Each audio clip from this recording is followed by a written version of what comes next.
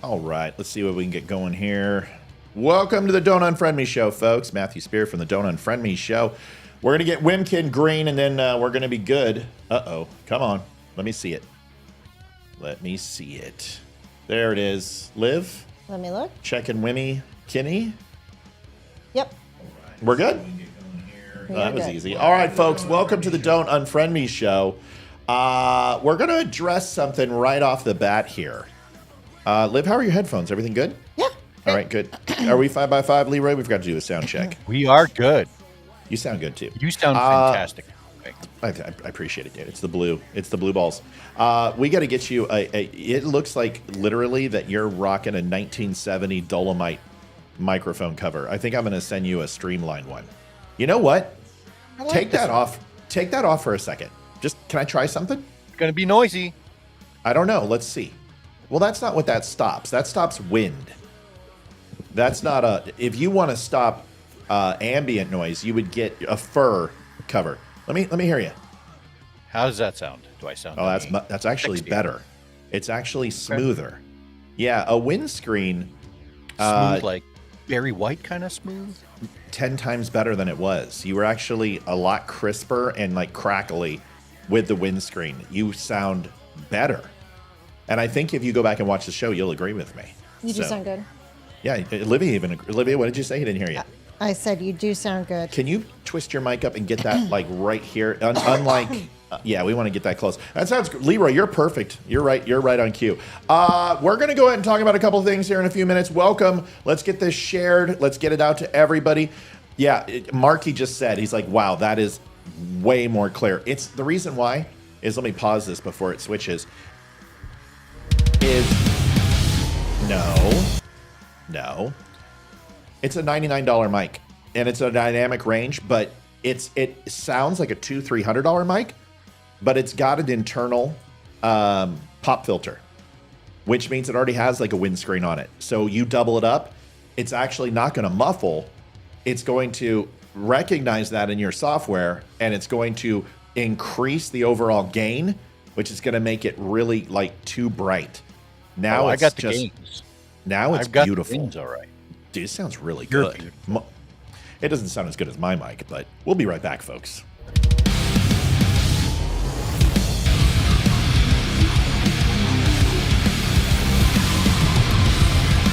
You get to do it, Leroy. Do it. Do it, Leroy. Snap into it, Wimkin. That's it, boy. What's going on, everybody? Matthew Spear from the Don't Unfriend Me Show. I am proud to announce that the Documents of Freedom are back in stock.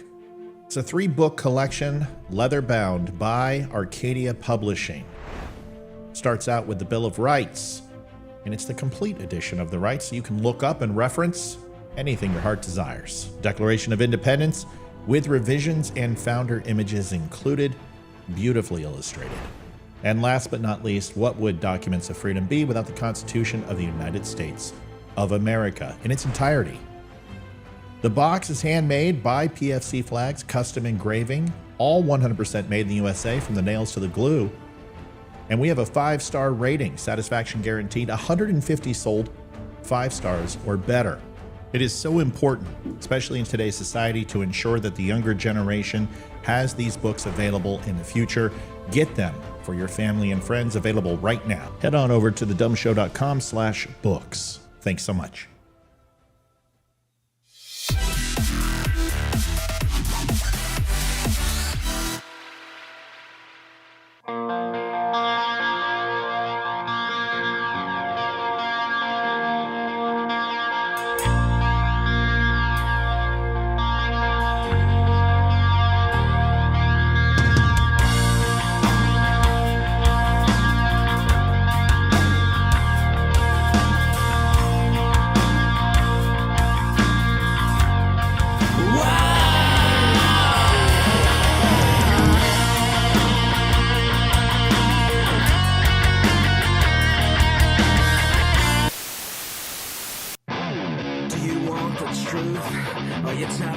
so confused. You feel like you're more fucked up than the lies on the evening news.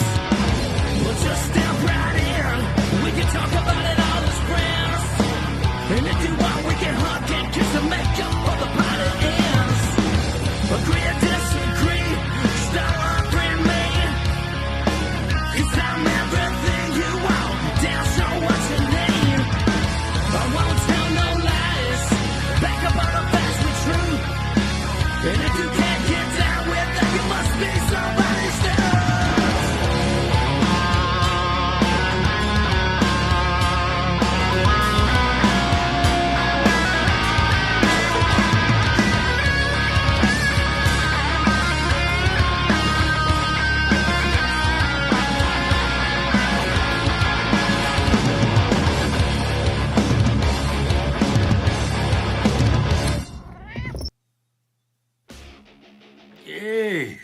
Hogswins here. Check out our friend Matthew Spirit at his podcast at The DUM Show and his website. Yeah, don'tunfriendme.com. Yeah.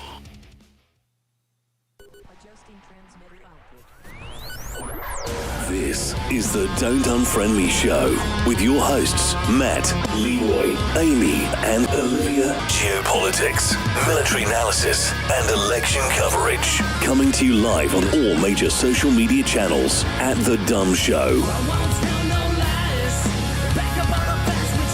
Honest, direct, unfiltered. We can agree, we can disagree. Just don't unfriend me. Welcome to the Don't Unfriend Me show. Good to have everybody here. We're gonna fix that chat here. I'm trying to figure out what to do, but I gotta switch all this first. And whoops, that's too far. Nope. And do this. Boom, boom, boom, boom, boom. Magic. You can Magic. magic. Yes, almost. Let's see. This needs to come out like this. And that's going to be a little small tonight. That's what she said. And the reason why is obvious because Leroy's here. Not much I can do. I can maybe bring that out just a little bit there. And then bring that down. Are we missing someone? No. Are you thinking Amy? Yeah. Yeah, Amy's not here on Fridays. She's occasionally here on Fridays, but not this Friday in particular. Well, I feel jaded. Well, I always like it when Amy's here, but she you're needs here, a, so yeah, she needs a day off once in a while. All right, so let's take care of the 800-pound gorilla in the room, okay? I've got to set. Grandma's not here. No, that's. I've got to set some expectations, and occasionally we got to do this.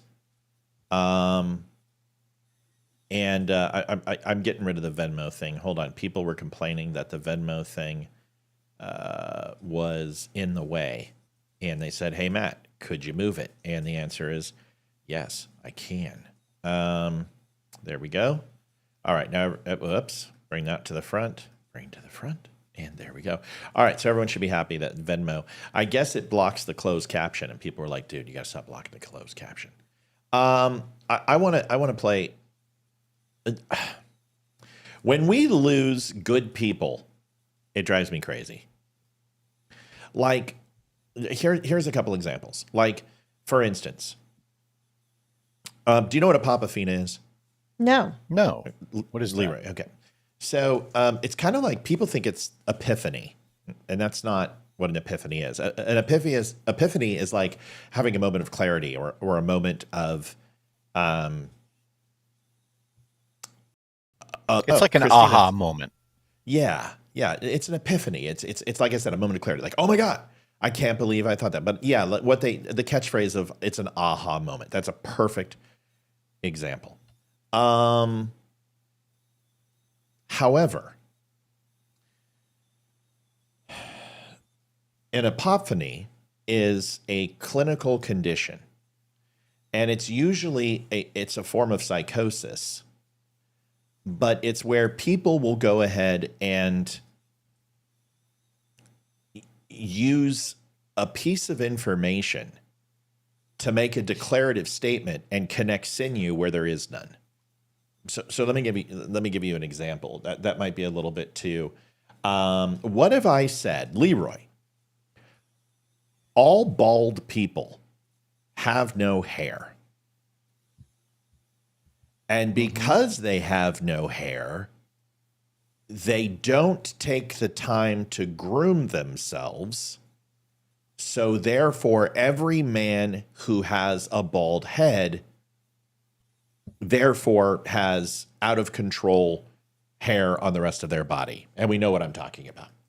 Okay, that statement is absolutely in no way, shape, or form, even though it's about autonomy, even though it's about anatomy, even though it's about something that you would say, okay, well, they're kind of the same. One has absolutely nothing to do with the other, right? Mm-hmm. Hair on the top of your head and that you're bald doesn't mean that you're going to be an unkempt human being. You might believe that that's your opinion, but that doesn't necessarily make it so. Let me give you another example real quick. Yeah, go ahead, Leroy. Well, and so it sounds like almost like what you're describing is a combination of two different logical fallacies into one being like an ad hominem combined with almost like a red herring. So I see what you're saying. Yeah, but they have okay. Let me just rip the Band-Aid off. Cloud seeding is real, completely real. Yes. Everyone knows it's real. It was done. We know this. Operation Popeye. We have open conversations from the World Health Organization. We have confirmation from the CIA that cloud seeding is real. We know this is true. However, if cloud seeding was effective, Africa would be U.S. territory. Right. And Antarctica would be beachfront property. So if you're going to sit here and say that cloud seeding is real, yes. Cloud seeding is effective and has been mastered, absolutely, 100% with no equivocation, no. Those right. are, there is nothing wrong. Two separate arguments, right? Now, if you say the U.S. government has patents on controlling hurricanes, and U.S. government has taken a B-17 in 1943 and flew it through a hurricane and dropped copious amounts of CO2, which was actually not the U.S. military. It was done by General Electric, not the government. General Electric did it as a private experiment. However, GE did make a shit ton of weaponry during World War II for the U.S. military, and they did have top secret contracts. But that did happen. And the scientists responsible for it later came out and said, I made the hurricane turn. But all other scientists and all other weather people and all other prognosticators of prognosticators said it just turned because of wind shear. So, once again, does the government have patents? Does it want to control weather? Of course it does. Government wants to control anything of power. They wanted to control the atom, and they did it. Okay. Now, let's go ahead and put this on here and put this all on a big bow. Here it is. Because the government has patents, because the government dropped CO2 and dry ice into a hurricane, because the government had the CIA and Brenner talk about this on the world stage that they want to control weather, because hurricanes are happening during the election season, because this typical hurricane is like a 9% probability of forming in Milton, the United States government is creating hurricanes to kill people and seize lithium lands in North Carolina, and also to destroy Florida so it can't turn red. No. And that is what an apophany is. It essentially is you creating something because there are basic sinew and fibers that have the same topic, and you apply it together and try to go ahead and have these confirmation biases of you going down rabbit holes and confirming it does not make it so. Do you understand what I'm saying? I do. 1,000%. Okay. That is absolutely a form of psychosis, and it happens all over the internet. Bioweapon labs. There's bioweapon labs in Ukraine, and Vladimir Putin was trying to kill them to save the world. Okay, there are biolabs in Ukraine. There's also 336 biolabs across the world. There's also biolabs which are level 1 and level 2 that do not have any infectious diseases, which they're called blood centers, and you can go ahead and give your blood. That's a biolab. And there are thousands of those across the world. But I got you. Hold on.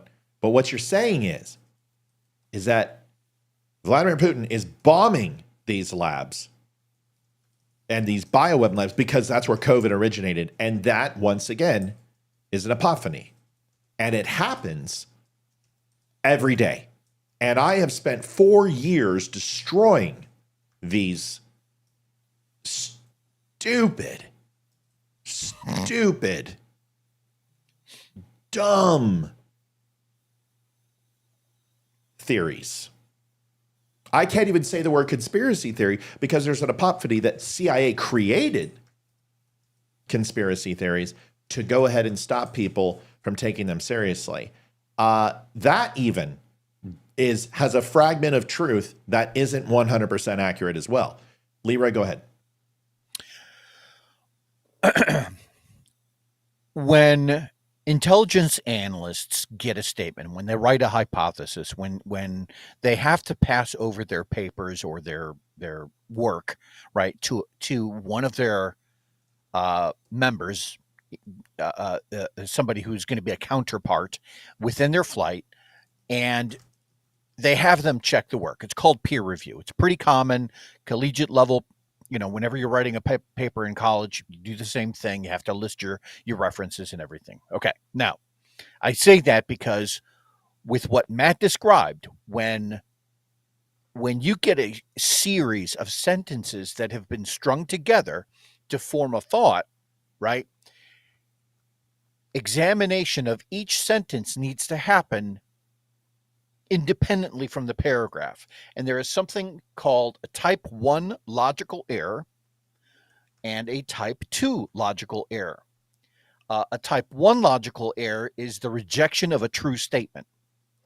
And a type 2 logical error is the acceptance of a false statement. So within a paragraph, if you have nothing but a string of true statements, then ultimately the paragraph is true.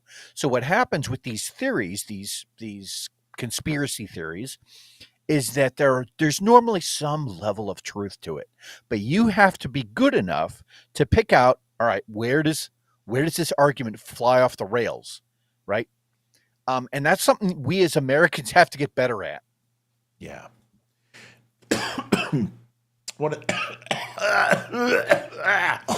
Sorry, I just wow. What is going on there? We're in this all beer dying. household? Well, I'm still getting over this upper respiratory infection. I don't think that's the case for me. I think the government just poisoned me with Jewish space lasers. So Angela that's a type 2 logical error. Sure. Yeah.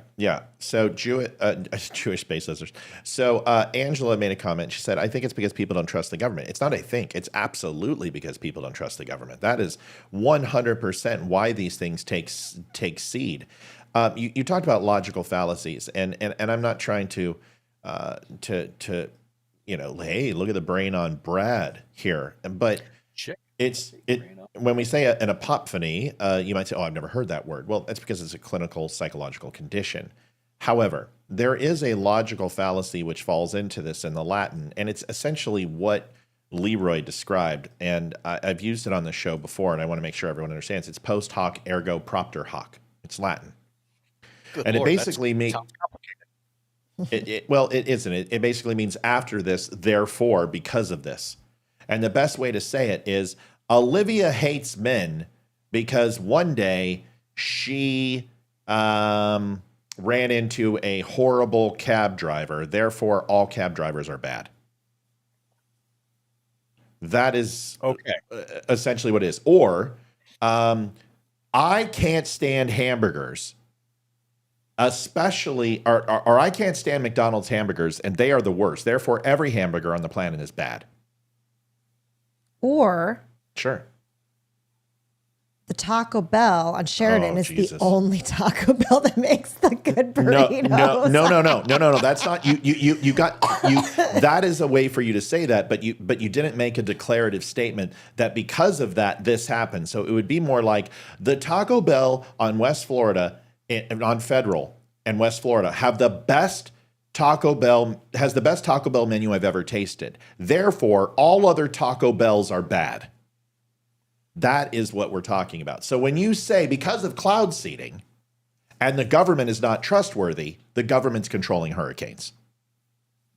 Not the same. That's not the. That's it. That is my point. Okay, so I went on the Blaze, and the Blaze had a cloud seeding post. Now, the Blaze, what they do is they take these conspiracy theories, and in order to remain credible, allude to what they're trying to say. They scratch the surface, meow, and say cloud seeding confirmed in new FBI report, and just drop it there. Now, are they saying anything about hurricanes? No. Are they laying it at the government's feet? No. But they know damn well that everyone else will. And the conversations, yes, it's suggestive deduction. You are suggesting to somebody that because there's big hurricanes going on and because it's in the news, I'm going to put a cloud seeding article in there. I'm going to blame the U.S. government, and you're going to buy that because it's going to confirm your bias. So all I put on there is that this is apophthony. And it got into a huge people are all, I used to love you. I watched the Don't Unfriend Me show, and now I don't understand. Why do you hate everyone? And why do you hate my ideas? And why can't I believe what I want? And my reaction to this is you're just demonstrating my point. It's psychosis. It's you're convincing yourself of something that isn't real because you want to. I'm calling you out on it, and now you're getting upset, which is another stage of psychosis. Okay? And it just means that you are way too into this game that's being played. You are spending you're spending way too much effing time in this. You got to go touch grass and get some air. Okay? Now, you can think whatever you want, but see, that's not the way this works. When you say that and go, I can think whatever I want. Of course you can. I'm just telling you why you're wrong.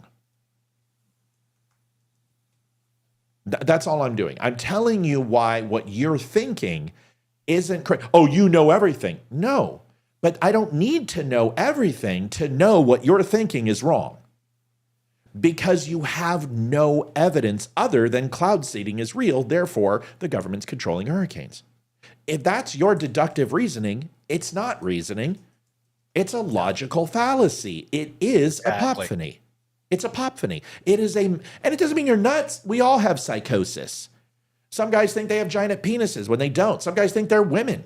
Leroy thinks he actually has hair. These are forms of psychosis. That hurts. There's nothing. That cut me deep. I know it does. There's nothing wrong with psychosis. Some people think they're better at things than others when they're not. This is all normal. But what I'm saying is if you continue, thank you so much, Frank. Thank you, Frank. Sir. If you keep going down that road, I'm going to keep telling you you're wrong because facts aren't guesses. Facts aren't hypotheticals.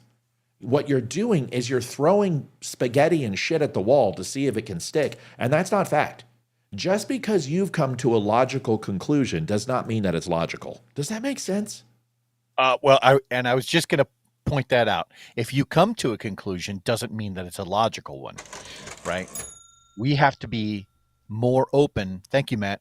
We have to be more open to people who critique the way we think when we're trying to point out facts and then suggest some sort of conclusion based off of those facts. Sometimes we have to fill in some blanks. We have to make some assumptions sometimes, sure. But we have to be very careful to not take that kind of thing too far. And we have to at least acknowledge when we're making those assumptions. Correct. And it doesn't mean that Leroy or myself or Olivia are saying that government-controlled hurricanes does not exist. We're not saying that.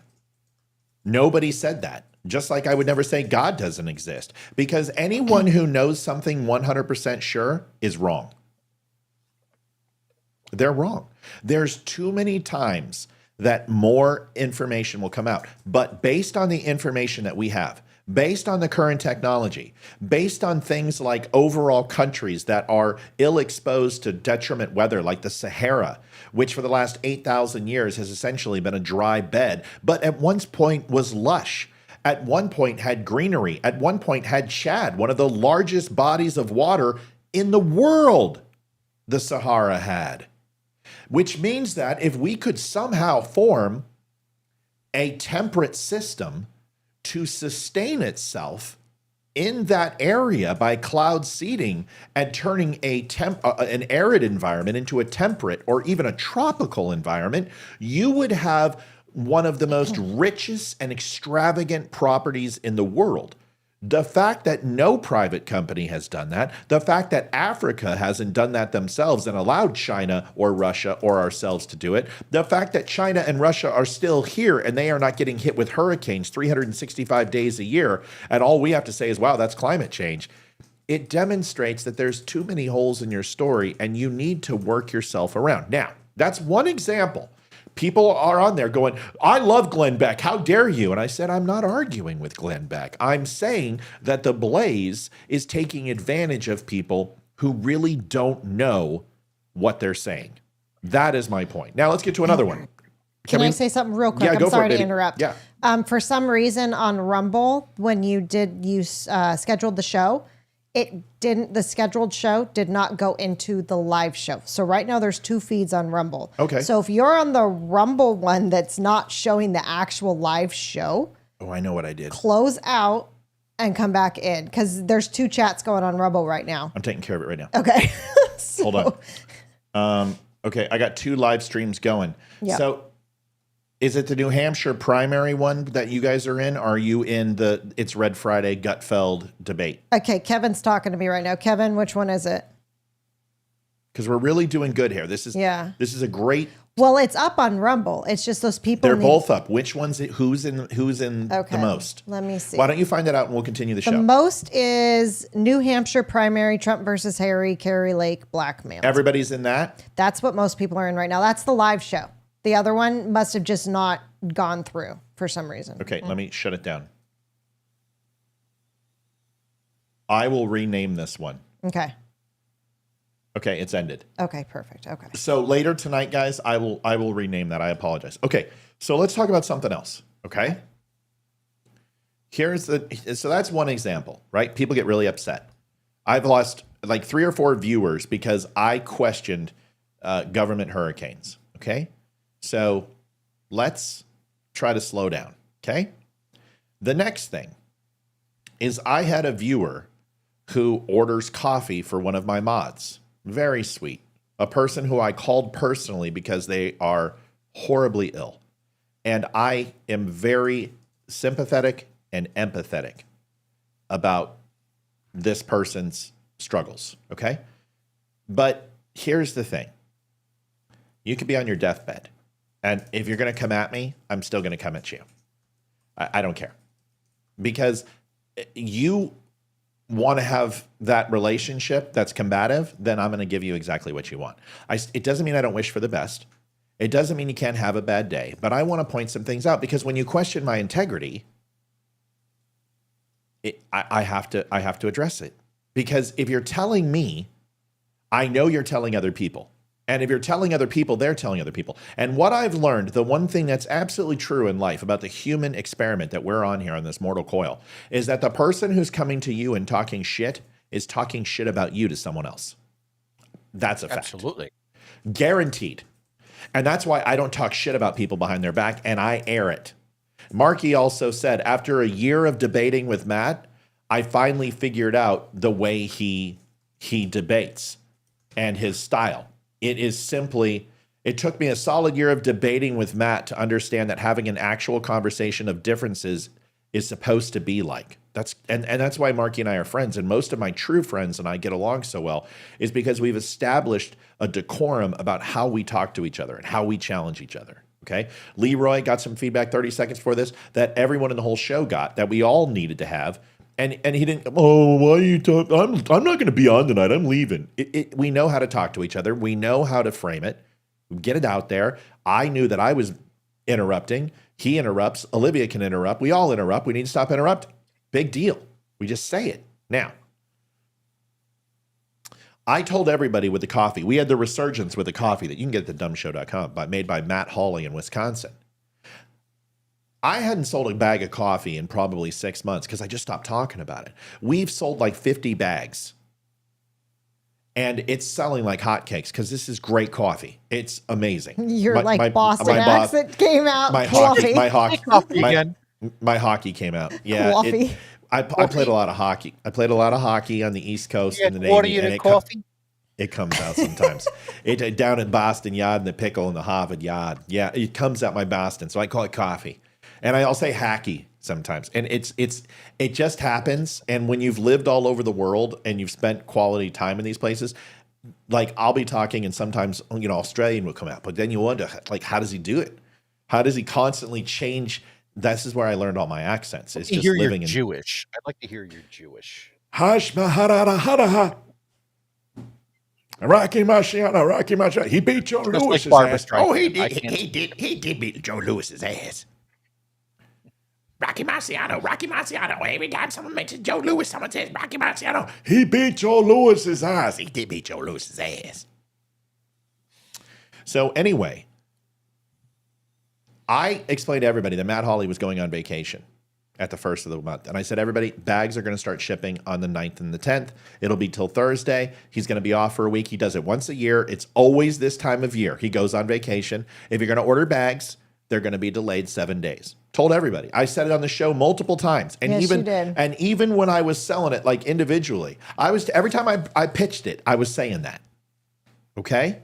Then the person who was getting the bags told the person that it was going to be delayed. What happened between the 7th and the 11th of October? Can anyone tell me what happened? It would be the hurricanes. Right.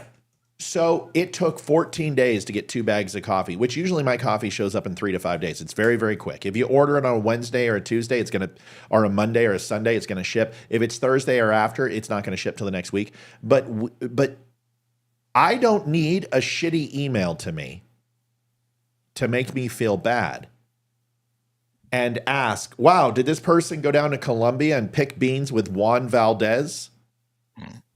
You know what? It's funny. But really, not apropos, not the moment, not the time. I don't appreciate it. So if you have a complaint and you want to give me 3 stars because you think the books were too small, but the books are held up by Leroy in his hands all the time, and the video has like 4 different pictures next to eyeglasses and a coffee cup, and they're all there, and you give me a rating of 3 stars, you guys, this is my livelihood. We are very, very excited that our retail shop is one of the best on the internet. And when you give us a 3-star, that hurts us. So at least give us a chance to fix it, right? If you think we've done something wrong, let us know and we'll fix it. People know I have given free shit away. I've given money away. I have just said, forget it. I'll refund all your money. Keep it. I've had someone order the wrong shirt. We will take care of you if you try to take care of us, but at least give us a chance to fix it. Okay? Thanks. Appreciate it. All right. Last thing. I'm sorry we have to do this, but this is the difference between this show and others, is that we have a conversation with everyone in the audience. Here's another thing, okay? Last night, Leroy, can you tell me the last time I have gone head-to-head with trolls? Olivia, can you mention it, by the way? And you look great tonight. Thanks. You're not a 3. Thank you. You're definitely a 7. 7. That's good to know. Go ahead. I'll remember that later tonight. It's not a 7. Yeah, he wasn't talking about me. 7 out of 6. You're already good looking. You know that. So, Liv, can you? The last time I've really got into it with trolls. You know, I don't know if I've been on the show. I mean, besides Kyrie, Right. it's been a while. I know there was a couple times where I wasn't on the show and you did, but Leroy, I don't how about remember you? when that was. I would say it's been at least 10 to 11 months, and that's just It really a guess, has. It really Yeah. has been a long time. Occasionally I'll say something, but I got that feedback that a lot of people love it. Like whenever I start going off on people, my numbers shoot through the roof. But some people don't like it. Okay? Last night, we had 50 neo-Nazi pricks come into our show and start spamming. Oh, why wasn't I there for that? Damn it. Frank, Thank again? you, Frank. Is that a double? No. Frankie, thank you so much, Thanks very dude. much, Frank. You're amazing. We love you, buddy. We had 50 Nazis come in. They posted 372 comments in less than 20 minutes. Does anyone want to tell me what the most common word used in that? I think it started with an N. Yeah, it started with an N and it ended with Igor. So here I am. I'm controlling. Let's talk about see what Liv's doing. I do that. I then have to go ahead and coordinate the videos, coordinate the photographs, coordinate the transitions, deal with the phone lines, deal with chat, read chat, and I somehow have to simultaneously ban a bunch of neo-Nazis who are coming after me. Now, do I care? No, I don't give a shit. Bring it on. I challenged every one of them to come on. What did they do? They called in and had an Asian using a butt plug, and then they called it and had some long-haired guy who literally just repeated the N-word over and over and over. I blocked both of them because it's not my first rodeo. We dealt with that shit the first 3 months of the show, and I figured that out, not to take video calls. I mean, you think it's a video and it's somebody else. It's childish stuff, and it happens all the time, and we don't mind because we're live, and we have no problem bringing it in, but these guys were complete putzes. They were weak. And I'm sure they're all jerking each other off on their channel, but guess what? You got your ass waxed. Because every time that you guys said anything, you just were banned, and none of you called in. But guess what?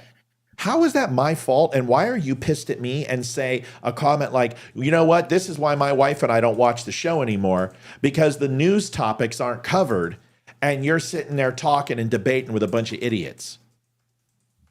What do you want me to do? When every one of those N-words can get my channel banned, I am scrambling to get them to talk. I am trying to identify in the chat who is a racist cock and who isn't. In fact, we banned Eric and we didn't mean to. But I have to get them to talk. I have to get them to say stupid shit so I can get them out of here and they don't report my channel and they don't hold it hostage. This is what you do. And if you don't understand that, why are you punishing us? Why are you mad at me because I didn't cover 2 of the 4 topics that we talked about last night? So there we go. There's your house cleaning tonight. I don't need you to be a certain way. I just need you not to be that way. You can be whomever you want to be. Just understand that I am not going to be like, oh, woe is me, that person left. You know what? Fuck you.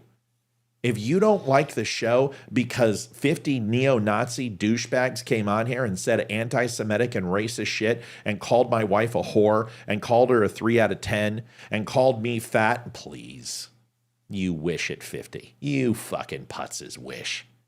If you look anywhere close to this, trust me, you will finally get laid in your life.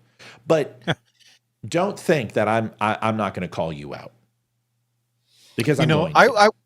I will say this. I'm a huge consumer of podcasts. And in each and every one of them, they have their demographic that they're trying to serve, right? And they're trying to broaden that. Everyone is, because they're trying to grow their base. But in each and every one of those, you can tell that there's a limitation. There's a certain bandwidth that some of those people just cannot contend with. For some people, it's they don't go beyond the emotional arguments. They don't go beyond the trolls. They just, hook, line, and sinker on that all day long. That's their podcast, and they do pretty well. And then there are others who never delve into that territory, and they only speak to logical fallacies, or they only address, politics, or maybe the hottest headlines in the news, and they react to those rather than try and break them down logically. Right. We here on this channel, we do it all. We do it all. And it's unfortunate, but there are going to be those days where you're heavy on logical fallacy type argument. Nope, cloud seeding isn't real, all the way over to the scum. My right? penis is huge. Who would call into a show and try and get it canceled, like the people that did that yesterday. So sorry. Elizabeth says it best. Olivia is no, that's not sorry. That's fantastic. Elizabeth says Olivia is a 15 out of 10 just with her knowledge and personality. Matt is a muscular guy with brains. You forgot handsome. And you know what I love? Real quick. I got you. I love that we're being downvoted again. Because here's the thing. I love that you guys are being silent tonight. You're not fucking talking. I know you're sharing it. I know you're here. See, I got to go ahead and I know where everybody here who was last night, you guys think that you're just being so smart. You're going to lay in wait. And that's fine. But you're too dumb not to out yourselves. So downvote me. I love it. It means I'm in your fucking head rent free. You came back again a second night. And what's great is you guys can continue to keep coming back. And I will keep giving you airtime because maybe, just maybe, one of you might reach down and feel your vagina and find your balls again and call in and vent whatever problems you have, which are probably going to be related back to your mommy and your daddy. Your dad didn't play with you too much, or maybe an uncle touched you or something. And we're going to find out that really you just want acceptance and you want love. And I'll put these big burly arms around you any day of the week. I'll give you a big man hug. I got you. I got your back. I'm here for you, neo-Nazi fuckwads. I'm here for you. So I don't watch a lot of other shows, podcasts. Really, I only watch one, and it's not anything like this. So I hear that not many hosts actually interact with They don't. the They don't. viewers. No, they It's don't. like Because of this. we're rare, and we do it, and that's what a lot of people love about this show. So This is And it definitely has a unique. its pluses and minuses, right? There's going to be times where we might not get to topics because we're getting botted to death. There's other times that maybe we might have a long conversation. We've had people cry on this show. We've had people call in and share things that are really intimate on this show. And sometimes we just say, you know what, fuck it. Do you guys remember the guy who no longer watches us, who was literally thinking of suicide? And Leroy and I spent the whole time with him, and we stopped the show and we just talked to him. I remember that. That's what. And if I'm not mistaken, didn't he go and join the military? No, this was Just another different guy? Okay. No, this guy did something else that I'm not going to mention. Okay. All right. So we've done it. We understand that we took 30 minutes to do this, and we did it. Okay. I just want you guys to understand is that we have feelings, and when we allow you to come in our lives, yes, you do. And some of you we call friends. When you decide because you don't like that we say something, or there's a decision made that you disagree with, or the show isn't up to your liking, instead maybe provide us the feedback to get better versus expecting us to get better by osmosis. And when I said I don't expect you to act a certain way, just don't act that way, we don't set any rules. What I said is that if we don't expect you to act a certain way, just don't expect me not to say something when you do, because I'm going to. Does that make sense? Great. Okay. Let's get to it. We got a lot to watch. We're going to start off with a funny because we got to break the ice. We got to break the ice. Well, yeah, it's a little frosty in here, man. I mean, God, I hate doing that. I feel like I'm Thomas it needs Massey. to be addressed See, there you go. sometimes. There you go. There you go. You just did it. You just did. No, go ahead. Stepping honey. on It it. just said- What the It hell? just said it needs to be addressed We sometimes. talked about this. It's like Thomas Massey educating Congress on the economy. Let's talk about that real quick. Inflation. Okay, so let's talk about some of the misnomers with inflation. What have we heard from the news, the media, Congress about inflation? Can you guys throw some things out there that aren't true? Oh, sure. Hi, Nancy. Sure. Hi, Absolutely. Nancy Jennings. Let's let Olivia try to grab one before you take them all. Liv? Come on. What have we heard about inflation since COVID? Inflation. What have we heard? What are some of the things? That it's not going up, it's going down, if I'm not mistaken. Okay. What else? Is there anything else that you can think of? That the Inflation Reduction Act is working. Okay, great. Those are two really good ones. What else, Leroy? We've heard that the government doesn't really control inflation, that it's those greedy corporations that are driving the cost of inflation. We've heard that inflation was transitory, right? Yeah. We heard that inflation was happening all around the world, and therefore it's not the president's fault. That's probably the biggest lie. Okay? But, we got a call. I'm so excited. Let's see. Come on, we're going to cross our fingers. Hey. Hold on.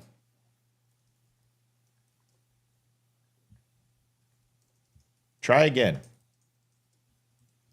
Whoever that was, try again. 425. Try again.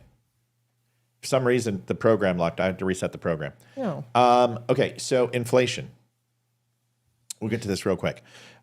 Leroy has said before, when the United States gets a cold, the rest of the world gets the flu. And many economists have said that. It's not just Leroy.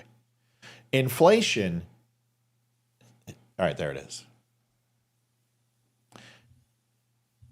Caller, you got to turn down turn down the show real quick, and when you do, we'll talk to you. Hey, who are we talking to? Hey, it's Frank. Hey, Frankie, what do you want to talk about, buddy? Hey, Frankie. Man, I just got to tell you, I love you guys so much. Oh, we love you I too, buddy. I contribute when I can, and it's not always easy, but Mox Nix. Doesn't matter. We appreciate you. I want you guys to succeed. And Leroy, you're not on often enough. Love you, dude. Oh, that's going to change. Thank Thank you you. very much, Frank. It's going to change. trust me, there will come a time shortly where we're going to sit down and have a very long conversation when he retires and he takes the government shackles off, and we will talk about what that looks like, because it's important, and we have to, because I want him involved in this. He's just got to move to Virginia, or we got to move to Ohio, which would be great. But he needs to be on more. I agree. I miss him when he's not here. We can't move until the kids graduate. They will kill us if we move again. That is the truth. That is the truth. Frank, we appreciate you very much, man, and we love when you call. Did you have anything you wanted to share tonight outside of that? You know, all I wanted to say is I appreciate what you guys do so much. I try to contribute as much as I can. Mm-hmm. Sometimes it hurts, but I don't care. Well, I really don't care. I think what you do is so important, and you guys need to be, what am I trying to say? Whatever it is, take your time. Everybody needs to contribute to you, because they need to understand what you are trying to do. And I pray to God that you are supported by everyone. I don't know why anybody does not contribute more. Well, I don't know why that is. Well, I do. You guys do. I do, Frank. It's not everyone can afford it, but let me explain something. If we continue doing what we're doing right now with the donations and the way they've been, we're going to be just fine. It is filling that gap and allowing us to continue to produce content every night and be here every night. And honestly, when we break it down per episode, when we break it down per hour, it's not an unreasonable thing. And we know it's going to continue to grow. So I appreciate you saying that. I don't want you to hurt. That's really important to me. In fact, it's not give till you hurt. It should be give till you feel good. So don't kill yourself. Promise me you're not going to make it hurt. Okay. Dude, it does not hurt. Okay. Okay. Good. I can afford this. Good. Well, then that means the world does. I want you to understand. I give because I want to give. I want you guys to succeed. And sometimes I see the numbers down below, and they're not up to what they should be. Mm-hmm. And I feel it's my responsibility to give, to get those numbers pumped up. Do you understand? I do. Listen, I'm never going to complain about people who give to the show, because I think we make it perfectly clear here that we're not begging. We're reminding. We point it out. If you can, great. If you can't, great. It's at least share and like the show, right? Just get the word out. Like, I think the video that I put out today about Christians and having to vote was probably one of the strongest videos to share with somebody who's never watched the show, because the message is strong. Like, if you can't contribute to the show that way, go share that video. Go throw a like on it. That's what I need, because that means the world to me. Nancy Jenny says, Matt, can you help me out? I heard Gavin Newsom is starting a mask mandate, I think, for medical personnel starting November 1st, and only in certain counties. I've already looked it up. We need to get to that. Frank, let me go do something. I love you. I got to get to the show, but I want to tell you, man, I appreciate you, and thank you. Matt, let me please get one more interjection here. Sure, right? Go for it. I watched your video this morning. It brought me to tears. Oh, that's good. It actually did. I mean, it was so goddamn. It just struck me so hard. And I sent you a video, or not a video, but a comment. Yeah. You can look it up. Okay. But man, dude, it was. You scored on that one. It was thanks, dude. One of the best I've ever seen. Thank you, God, for you. Gonna make me fucking. Listen, your check's in the mail. Right. I appreciate it. Well, his head. Come on. No, dude. I You know haven't what? gotten it yet, but it's okay. I needed that today. Today was a tough day.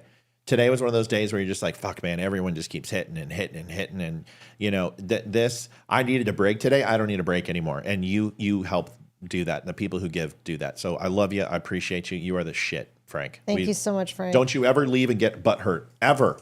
Thank you, Frank. No problem. You're one of the good ones for sure. Yeah, buddy. you are. You are, Bubba. All right, Frank, we love you, buddy. I'm going to go on with the show. On with the show. We're going to go talk about some cool things. See you, buddy. Show must go on. I have a question. Thanks, Frank. Bye. Go ahead, Liv. It is a question from a viewer on Rumble. Yeah. And Shane, I got to find it, wants to know if Trump and Vance win, but something crazy happens and Trump can't take office. I realize Vance gets sworn in, but where does the vice president come from? Yeah, it's a great question. So vice president's going to go to Speaker of the House. And the problem is that unless the Republicans win the majority, and if Democrats win the majority, then they get Speaker of the House. And then that complicates things. And the Speaker of the House will be an interim position until they can vote on a new vice president. Now, the interesting thing about this is that precedent would say that no matter if it's a bicameral legislature or it's a hung legislature, which means that there is an equal amount of Republicans or Democrats or equal amount of Senate, that tie goes to runner. And the runner in this case would be whoever the president is. Their party would get voted in and they would go ahead and control who the VP is. I don't think Democrats want to set that precedent and put in a VP that would be contentious or a Democrat. So more than likely it would become a terrible thing. J.D. Vance would take over, and overall a Republican would be put into place, whether that would be like a Ron DeSantis or a Nikki Haley or maybe a young congressperson like Massey or something else. We don't know. But it would probably be someone who's fairly moderate and isn't like a Marjorie Taylor Greene or a Lauren Boebert, who would not stand a chance of hell of getting in from the Democrats. So that's to answer that question. Okay.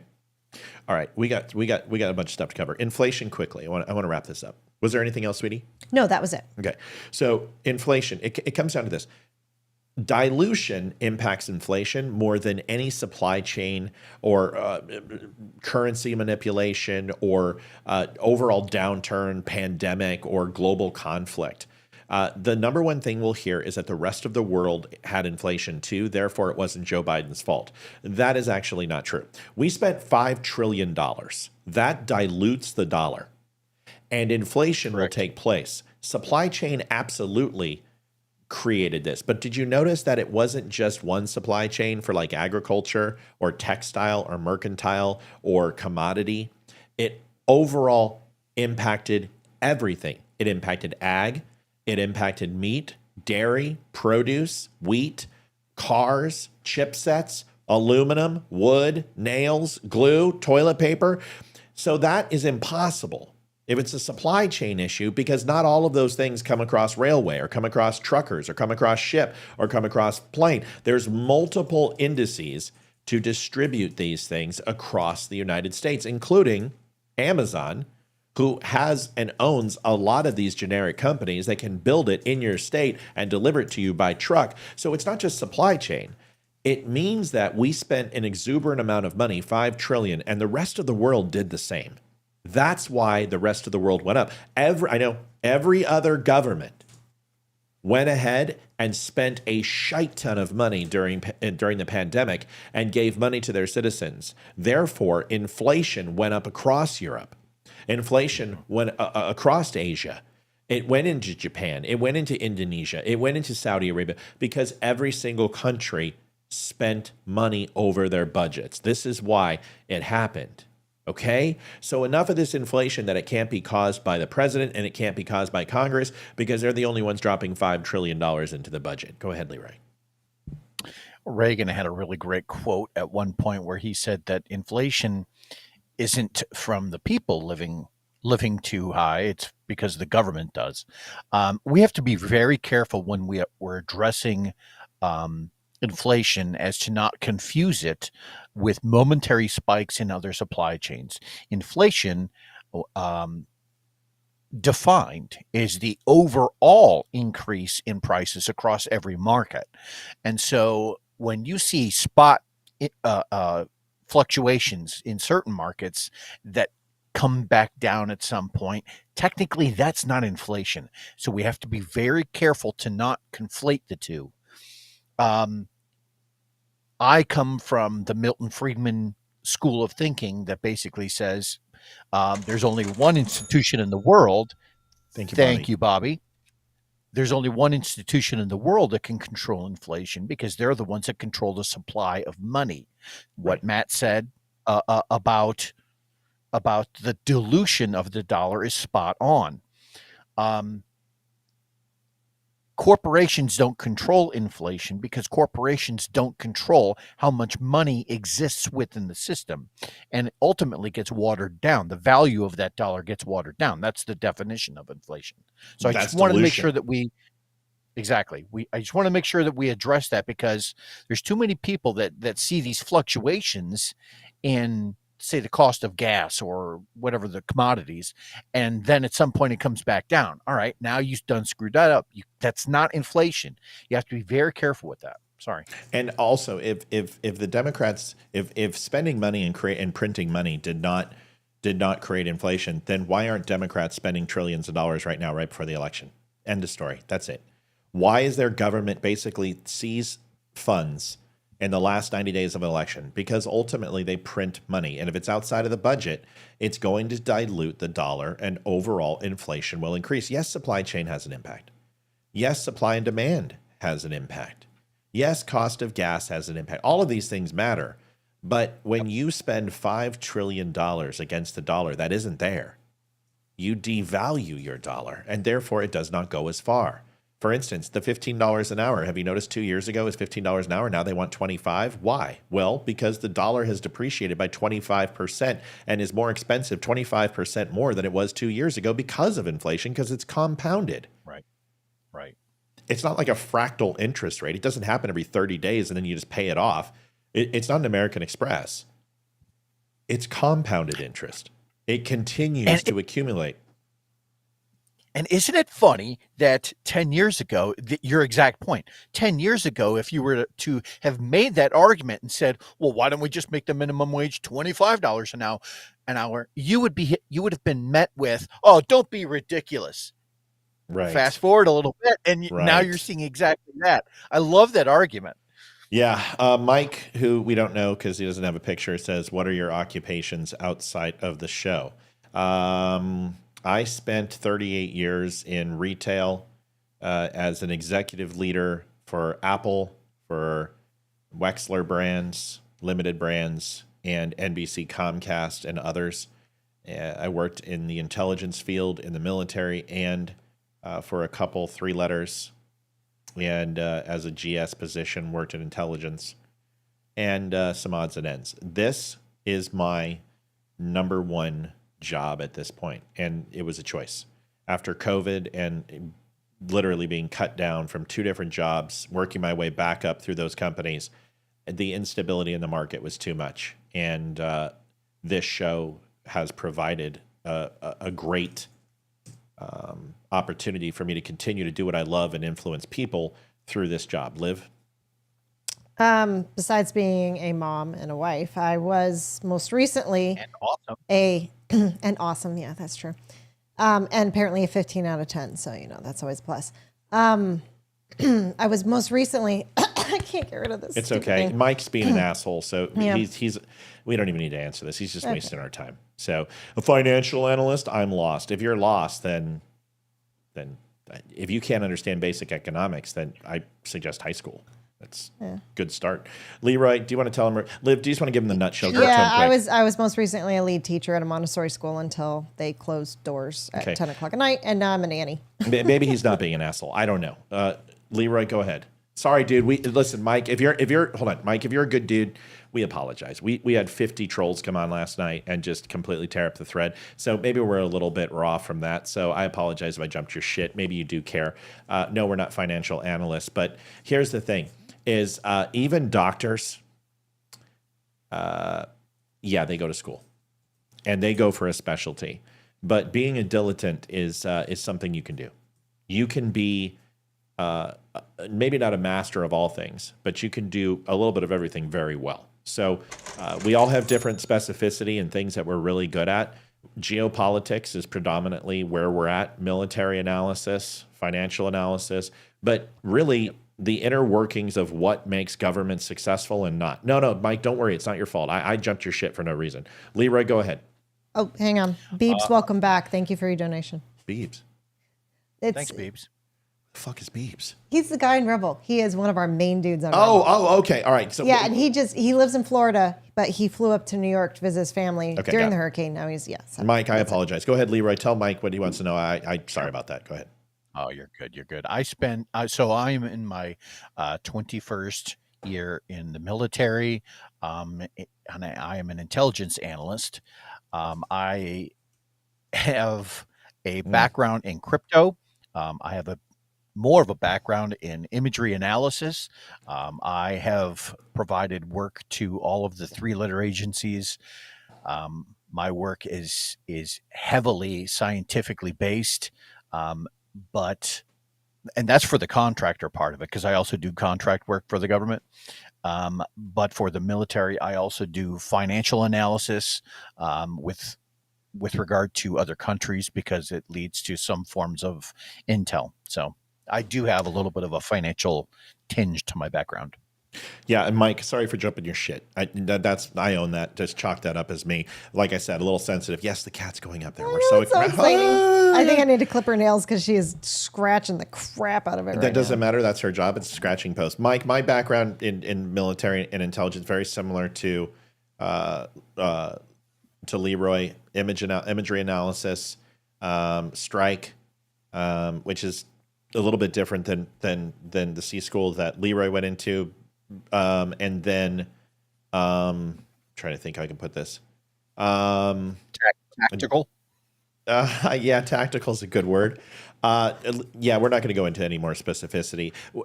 There's 2 people inside the military. One is support, and the next is essentially combat. Leroy and I share something very similar to each other, except he got a badge for it. Don't be salty. I'm a little salty.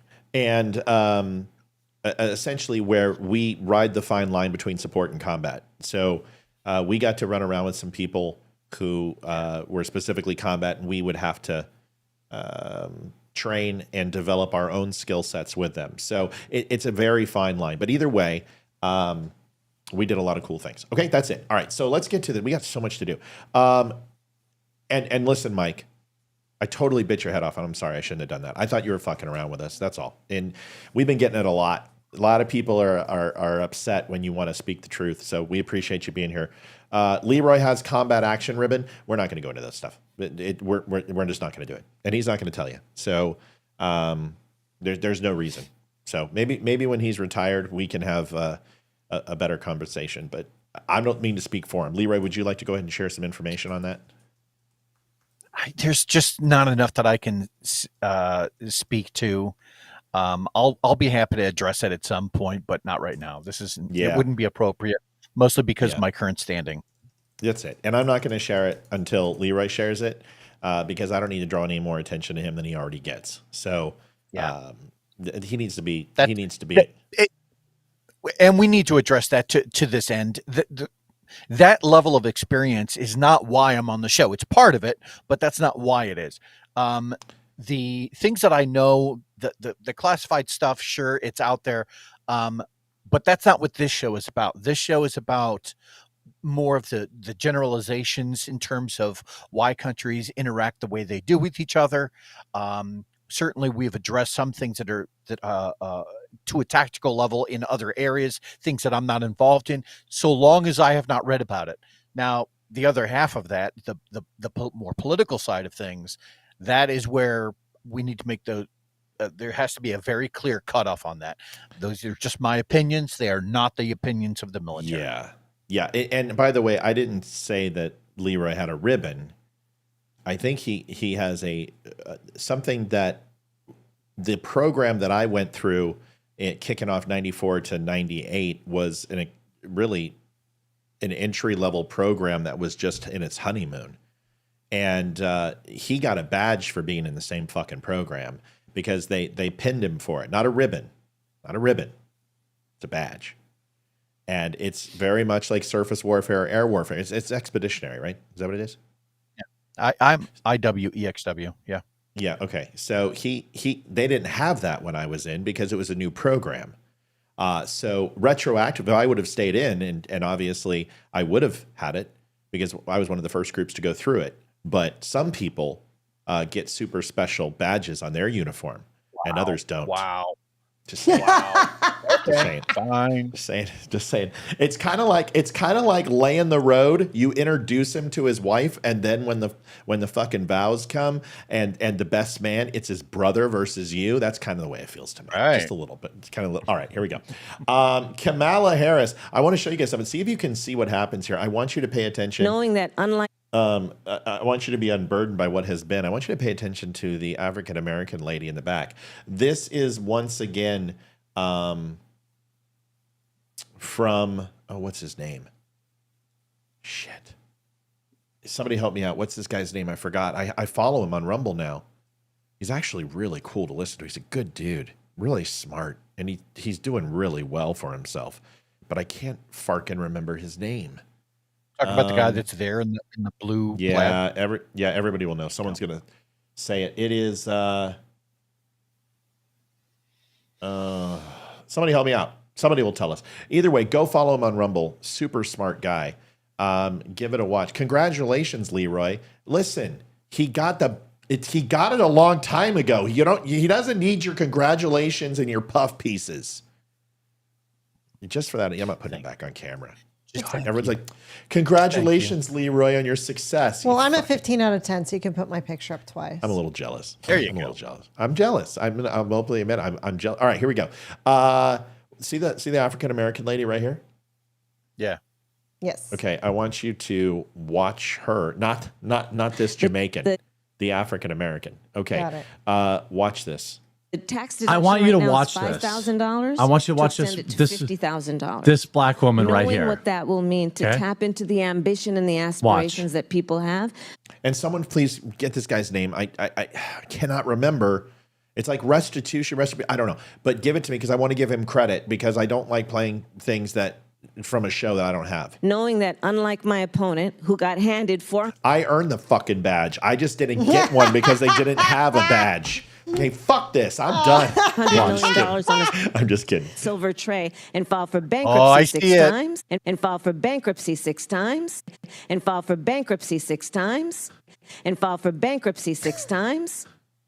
That black woman right there said the exact quote that Kamala Harris said at the exact instant she said it. Is that not crazy? So that means one of two things. Go ahead, Leroy. Give it up. Well, you could tell that's someone who's following Kamala around in terms of like a groupie and has heard that same speech multiple times in the past. And I don't know if everyone caught it, but there was a little bit of an eye roll catch right at the beginning of that. So not only did she know the speech down, she knew it cold, but there's also a level of here we go again kind of a moment. So I thought that was interesting. It's an interesting thing, and I definitely caught the eye roll, and it looks like this lady is not a Kamala fan. Now, a lot of people, I'm also going to disprove something. Some people said that she was reading a teleprompter during the event, and that's not true. I know. I'm going to disprove it because you know what? Instead of focusing on the shit that she said that was horrendous, we care about a teleprompter. Who cares? Trump uses a teleprompter too. I know it's supposed to be a town hall. He's never used one during a town hall that we know of. I am hitting her on what she said versus anything else because the teleprompter thing is blown out of proportion. His name is the Quartering. That's right. Yes. And he's great. That. Yeah, I mean he gets a little conspiracy theory, but he's very smart. He's done a lot of great work for himself. I really like him. I want you to listen to this. Weekend food, and now it. Kamala is asked how she'll deal with the rising cost of living. She says the following. Here it is. I used to spend $250 a week in food, and now it goes up to $350. $200 to over $350 in groceries. no nada más ha subido la comida, sino Not only utilidades como do electricidad, I talk about agua, food, la but ropa, todo está muy utilities, caro. clothes, everything is much more expensive. Dude, she's given Kamala. I'm sorry. Fuck. I'm sorry. Why didn't you guys tell me that you couldn't see it? I thought it was just a listening thing. No. I thought it was just audio. Yeah, that's what I I'm thought. I'm an idiot. But if you watch the black lady again, admitting it is the first step. So yeah, okay. You know what? I don't like you. Watch the black lady. She's obviously fluent. She's bilingual. She speaks perfect English because she mimicked Kamala, but she also speaks Spanish. Watch her give Kamala the mad eye. Utilities, like much more expensive. Energy, clothes. Sí, y bueno, pues yo soy de la clase media. Y I am middle class, and I work a lot, and just like everybody else in the middle class, we work very hard. You said we're ambitious, but that ambition, sometimes it's really difficult to keep up with because we see life is going up, and we just simply said we're ambitious. The conditions are yes. Entonces, to help them destroy us. Longest fucking question. And your point. There we go. middle class. Thank you for the question. And your point, listen, I know prices are too high still. You know prices are too high still. And we have to deal with it. Why is she talking like a Mexican? What the fuck? That is a we're trying to we're going to still, and we're trying to listen to her pentamic. I don't know, but I guarantee the next words out of her mouth is corporate greed. Or middle class. Or middle class. Listen, listen, she's trying to talk like a Mexican. Does not destroy us. The middle class. Thank you for the question. And your point, listen, I know prices are too high still. You know prices are too high still. Oh my God, how many accents does this chick have? And we have to deal with it. Here's how I feel about it. Again, you've heard my story. I come from the working class. I'm never going to forget where I come from. And thought it was the part middle of what we have to do is build what I call an opportunity economy, where people have the opportunity like you. That sounds a lot like equity. Does that sound a lot like equity to you there, Leroy? We need to have an opportunity. So everyone has the same opportunity. It sounds like equity to me. Have described for you to be able to work hard and your 5 daughters have an opportunity to then do what they and what you aspire for them to be able to do without having to worry about just getting by. I want you to be able to get ahead. So here's my plan. Because she's great at getting ahead. It includes what we need to do to bring down the cost of, for example, groceries. One of the issues I'm going to be taking on is price gouging. Price gouging. Here, how about this? Price gouging. Groceries are up 22%, Kamala, but somehow that's Kroger's fault, not the government's for printing too much money. Gotcha. Understood. It's such a good point because if people always ask me, like, if Kamala Harris is in front of you, what would you ask? The first thing I would ask is, how did somebody with such a low IQ and low skill set get to be the vice president and almost the president of the United States? No, I wouldn't ask that. What I'd say is, can you do me a favor? Can you please list the top 5 price gouging food distributors in the United States for me, and the subsidiaries and locations, so I can go ahead and make sure everyone knows? No, the reason why is because she would cause a crash, because these people would boycott and stop spending money there, and overall go to other locations, and completely produce would spoil, meat would spoil, all this, and you're going to shut down and hurt the economy. You're going to hurt jobs, and you're going to hurt these corporations that you say you want to pay their fair share, and that therefore you're going to stall the economy. So don't give me this bullshit that there are companies out there price gouging, because you won't name them. And this is just like people do. This is apophony for her. She's saying that prices are up because people are price gouging, when there is absolutely 100%. This is the free market, folks. When the prices go up because of inflation and it costs more, when you put restrictions on the free market, when you give away energy purchases outside of the United States, all of these things pass on to the consumer. And this is what we're trying to tell you. And you guys complain about tariffs. Don't even get me into tariffs, because this whole bullshit, tariffs are passed on to the consumer. Yes, you know what? They're transitory. because eventually China will have to increase their prices, and then local consumers will stop buying it, and American companies will be competitive. And yes, in the long run, you're going to pay a little bit more, but at least you have America making the product, which helps the overall economy, which lowers your taxes if the government's doing what they're supposed to do. These things are simple. Go ahead, Leroy. Gasoline is up 51%. Electricity, 32%. Airfare, 23%. Groceries overall have gone up 22%. Rent has gone up 22%. Eggs, 47%. Car insurance, 54%. And K-12 food is up 66%. Now, what do all of those things have in common in terms of the generalized industry? Does gasoline supply for airfare or rent? Sure, to some degree, right? But when we're talking about, these are all very different segments of the market, right? Eggs don't necessarily participate too well with rent, and K-12 food doesn't necessarily participate too well with gasoline. Now, what's my point? My point is that the one thing that they all have in common is that they all use the US dollar for trade, right? So is it that all of these corporations all simultaneously and in secret came together and said, let's find a way to inflate prices so that we can give it to the American, the American buyer, so we can make record high profits? Is that a likely scenario, or is the more likely scenario one where the government printed way too much money, which they've already admitted to, and now because of that and the dilution of the dollar that Matt was talking about earlier, all of a sudden we see these prices go up almost to the same percentages? They're all plus 20% with minor variations. What's more likely? So everyone's saying that Kamala Harris, he's absolutely right. I mean, I'm not going to sit here and just blow sunshine. Oh yeah, Leroy's right. Leroy's right. You guys, this is the teleprompter. I watched the whole. Did you watch the whole thing? Because I watched all 1 hour and 26 minutes of this, and I will tell you that the teleprompter was only on for the first 2.5 minutes. The host came out and he was reading from the teleprompter, and then when the camera pans over, it turns off for her.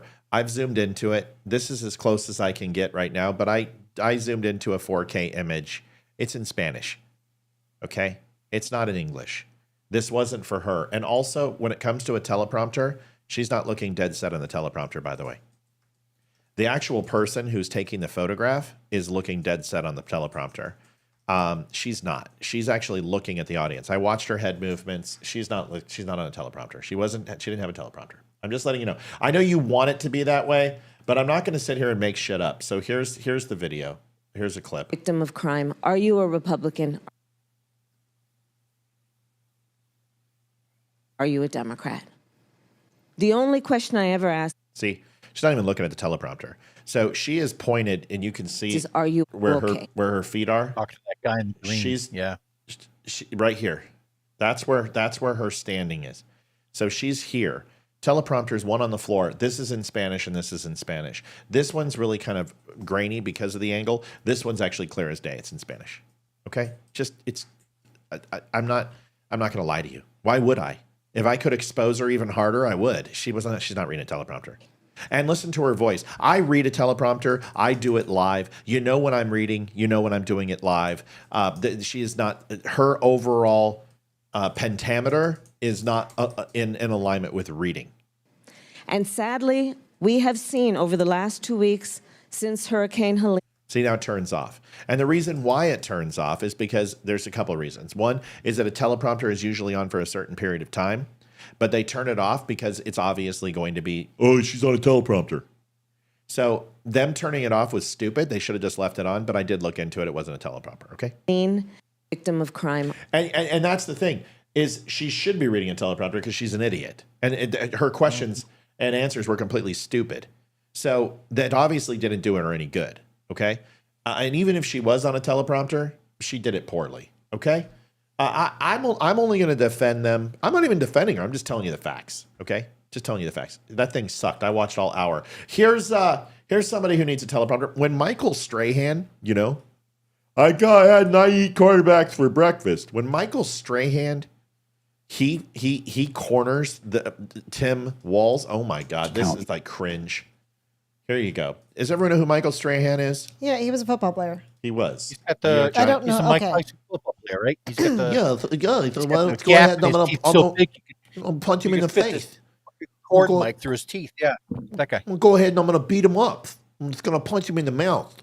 You know, Mike Strahan. Yeah. Listen, Mike Strahan would kick my ass probably, so I'm not going to talk too much shit. But here it is. Watch this. Tim Walz. I want to go back to something you said on Tuesday. You said, I think all of us know the Electoral College needs to go.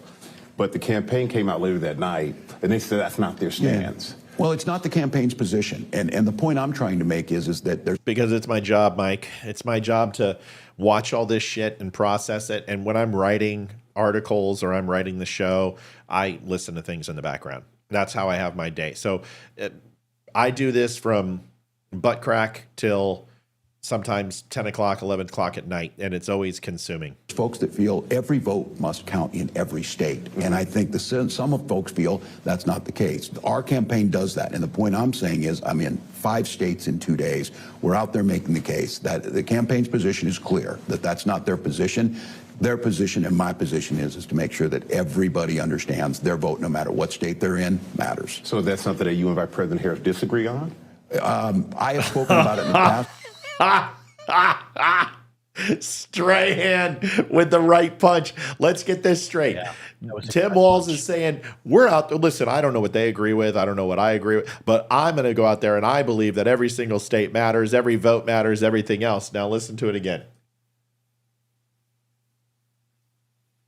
I want to go back to something you said on Tuesday. You said, I think all of us know the Electoral College needs to go. But the campaign came out later that night, and they said that's not their stance. Yeah. Well, it's not the campaign's position. And the point I'm trying to make is that there's folks that feel every vote must count in every state. Mm-hmm. And I think some of folks feel that's not the case. Our campaign does that. And the point I'm saying is I'm in 5 states in 2 days. We're out there making the case that the campaign's position is clear, that that's not their position. Their position and my position is to make sure that everybody understands their vote, no matter what state they're in, matters. So that's something that you and Vice President Harris disagree on? I have spoken about it in the past, that she's been very clear on this, and the campaign, and my position is the campaign's position. I want to go back to something you said on... And the reason why Mike Strahan says that is because Kamala Harris isn't in 5 different states in 2 days. She's literally sitting on this lead, and this is the biggest mistake she could make. Donald Trump is close enough. Donald Trump does not want... He doesn't need to do anything else. That's why he's going to blue states, because he's going to make Kamala go to other states. He's trying to shut the popular vote and close that gap as much as possible. Because this is what the Democrats are going to do if he gets elected. They're going to challenge the Electoral College, and they're going to go ahead and once again prop forward the popular vote. And they're going to say, well, Donald Trump and Kamala Harris, 5 million people, and they're going to use this to go ahead and try to hijack the presidency for Donald Trump. Donald Trump is going to also help down ticket voting. We talked about, I told you my 5 points last night of what he's trying to impact. So by him doing this, it expands the electoral map. By him going to Coachella, California, by him going to Brooklyn, New York, and Queens, it ultimately forces Kamala Harris to then touch her ground units in those areas because of down ticket voting and because of fundraising. New York is up for grabs. New York is a shithole. They're sick of the crime. They're sick of the illegal immigrants. And there is a real chance that the Senate and the entire Congress goes through New York. Trump knows that. There's also vulnerable seats in California. Steve Garvey versus Adam Schiff. Garvey's right there. He had a great debate against Schiff. So this is what he's doing. Donald Trump isn't stupid. Where Kamala Harris is stumping for herself in states, like swing states, Donald Trump is trying to help and make sure he wins the House and the state. Or Senate, House and the Senate. And if he wins the House and the Senate, he wins the presidency. Because America is looking for a change year. And in change years, when the House and Senate goes, it goes with the party that gets the presidency. Donald Trump's not stupid, okay? Corey Lewandowski is the best thing he could have done. Getting rid of Laura Loomer, getting rid of his 2 other associates that were running the campaign and benching them and putting Corey Lewandowski in charge, just like in 2016, was the best move Donald Trump did. I called it 45 days ago. I told you it was a great move. He would stop focusing on bullshit and start focusing on things he need to, and he's been doing just that the last 45 days. Go ahead and live. So it seems to me that Walz is speaking out a lot on things that the campaign isn't agreeing on. Yeah. Good Don't call. we see this as a problem? If he, as vice presidential candidate, is going off against what Kamala's campaign is saying to do, this is a big issue. They're already disagreeing on everything. So she should have went with a Jew. She had a chance to go with Shapiro. She had Shapiro, yeah. You had him, man. He's got a great name. He's a Jew. Would have guaranteed you Florida votes, but now you got Tim Walz, and the only people who align with Tim Walz are Captain Kangaroo and pedos. So, I listen, nobody likes this fucking guy. Everybody thinks he's a shill. Even the Democrats. I mean, he is just Magoo. And here's why with ads like this. My God. I mean, seriously, everyone...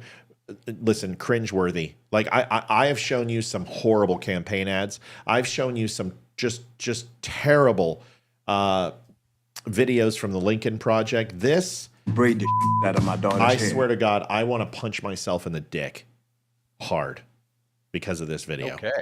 No, you will too. Good luck, boys and girls. Welcome to a Kamala Harris. it's like a bad Western already. Oh, dude, this is so terrible. They found the most emasculated, estrogen-laden men. You know what? We'll make comments afterwards. I'll probably give it to Leroy and Olivia, and then I'll make mine because, holy shit, I'm going to have to vomit. I'm a man. I'm a man. I'm a man, man. And I'm man enough. I'm man enough to enjoy a barrel-proof bourbon. Neat. Man enough to cook my steak rare. Man enough to deadlift 500 and braid the out of my daughter's hair. You think I'm afraid to rebuild a carburetor? I eat carburetors for breakfast. I ain't afraid of bears. That's what bear hugs are for. I'll tell you another thing I sure as shit am not afraid of. Women. I'm not afraid of women. I'm not afraid of women. They want to control their bodies? I say go for it. They want to use IVF to start a family? I'm not afraid of families. They want to be childless cat ladies? Have all the cats you want. Woman wants to be president? Well, I hope she has the guts to look me right in the eye and accept my full-throated endorsement. Because I'm man enough to support women. Man enough to know what kind of donuts I like. Man enough to admit I'm lost, even when I refuse to ask for directions. Man enough to not ban young women from reading Little Women. Or one of those pants books that the sisters like. I'm man enough to raw dog a flight. It sucked. Not worth it. I'm man enough to be emotional in front of my wife. In front of my kids. In front of my horse. I'm man enough to tell you that I cry at Love Actually. Good Will Hunting. West Side Story. That and Predator. And I'm sick of so-called men domineering, belittling, and controlling women just so they can feel more powerful. That's not how my mama raised me. Olivia, keep those fucking eyes in your head, okay? And stop For smiling. who? Hey, you be quiet. Nobody's talking to you. You know what? I was looking. Time out. Time out. You just be a good woman and shut the fuck up. I love women. I love women who support their families. Women who decide not to have families. Women who take charge. And I'm man enough to help them win.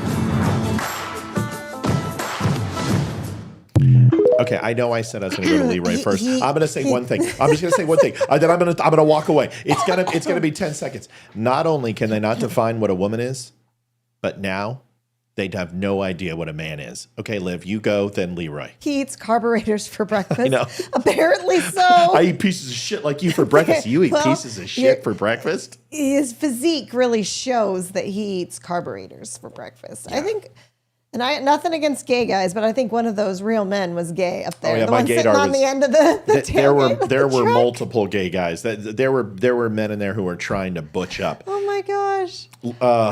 Anything else, Liv? This whole thing was funny. So stupid.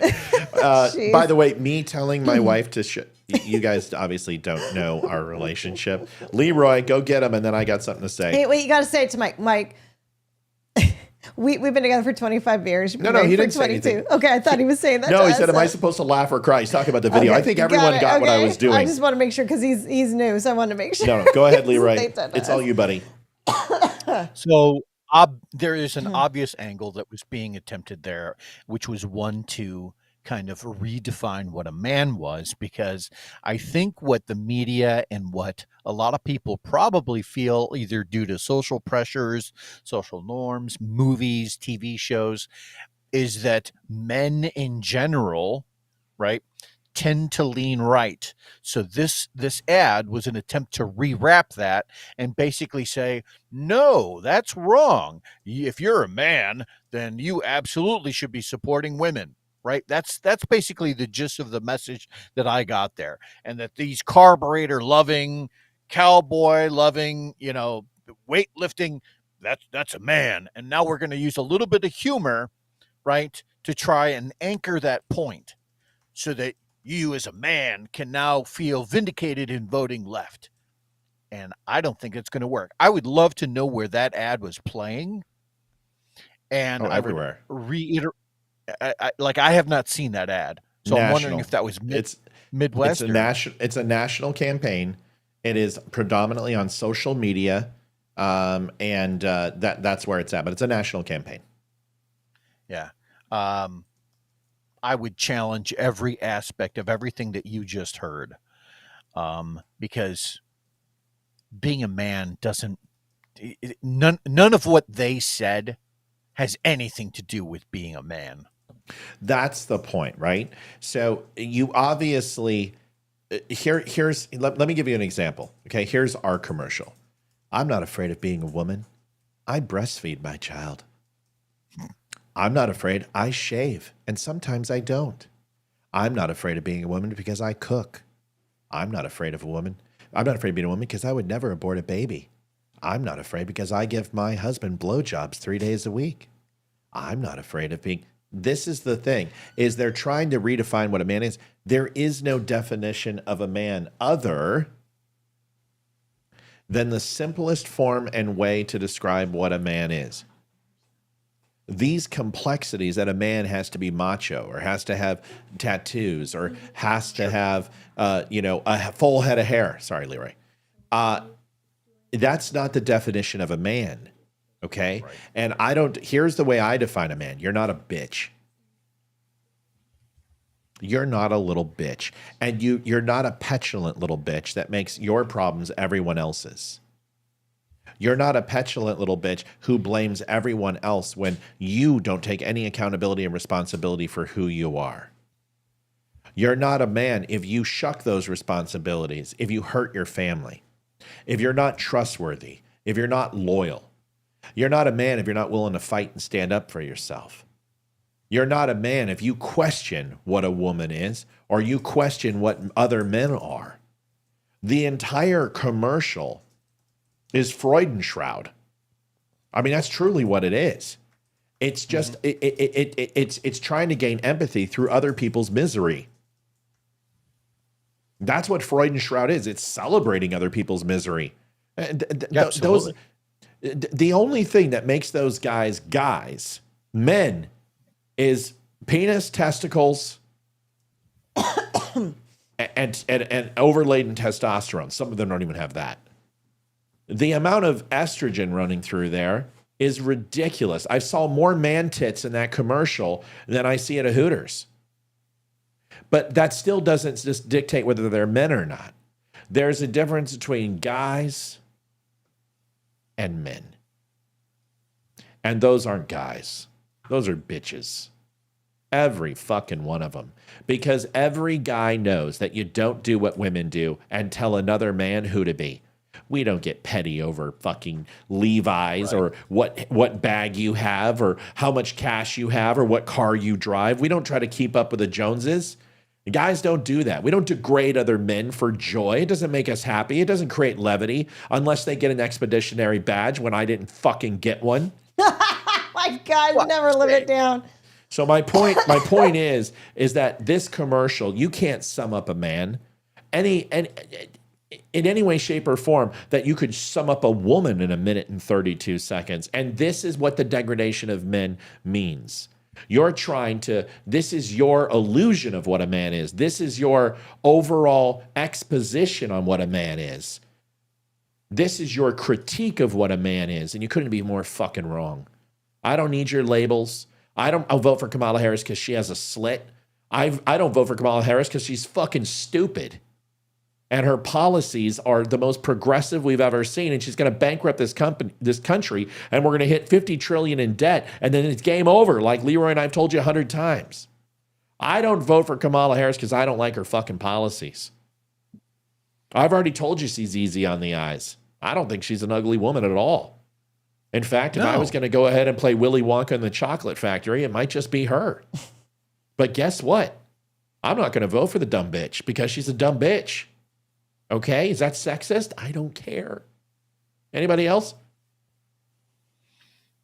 I'm not a man, so I don't have an opinion on that. I wish you were sometimes. I can't quit you, Ennis. I can't. Tooey. Hot Tooey. Go ahead, Leroy. Go ahead, Leroy. There's a really brilliant quote that was once said that there are no feminists in a house fire. And that kind of harkens back to the days of when men, when the Titanic went down, it was all women and children get off the boat first, right? You never hear those same feminists crying to say, "Oh no, me first." You know, I want to go down on the boat too. You know, and there are some terrifying man statistics out there that 93% of all workplace fatalities are men. 4 out of every 5 suicides in the United States are men. You know, so be careful what you wish for, feminists. And hey, I know PMS stands for putting up with Matt's shit. I get it. I get it. Listen, I understand. But if you're going to sit here and call us deplorables, if you're going to call us sexist and racist, you're going to call us assholes, and all the things that liberals call us, then I'm bringing back dumb bitch. I'm sorry. Because you know what? You need a dose of your own medicine. We are sick and tired of you trying to define who we are and who we're supposed to be. If I want to have a gun, I have every right. If I want to go ahead and eat buffalo wings and I want to drink beer, I have every right. What I don't have a right is to smack you around. I don't have a right to degrade you. I don't have a right to be sexist. But I do have a right to be a guy and scratch my nuts and mansplain shit to you because you're too stupid to understand. I'm sorry. You don't fucking like it? Then start banging for the other team. Right? Start muff diving. Otherwise, this is what you're going to get. Sean Ryan. Man, I love Sean him. Ryan. Hey, real quick, I'm supposed to say something. Go ahead. I'm supposed to make sure that everyone knows that Ethan built the kitty tower all by himself. Aw, He's very proud of it. Tell him. He's very proud of it. So, yeah, he built it all by himself. And Yenny jumped in the bottom basket and fell asleep before he was even done with it. But yeah, he's That's very your foray happy into with it. carpentry, boy. Good on. Yeah, Good on he did a good job. Now go He have a did. beer. He was very, very proud. Oh, I gave I him don't a know beer. if you saw his face when he came in and saw Yenny sleeping up there. He was so excited. He's very happy. He loves the cat, and he's just a good boy. Also, we have been requested, not tonight, but we'll have to do it sometime, plan it for a show. There's a lot of new people that don't know the whole pot pie origin. We need to show the clip. Well, that's an easy fix. I can do that. We can do that tonight. Didn't we have a question?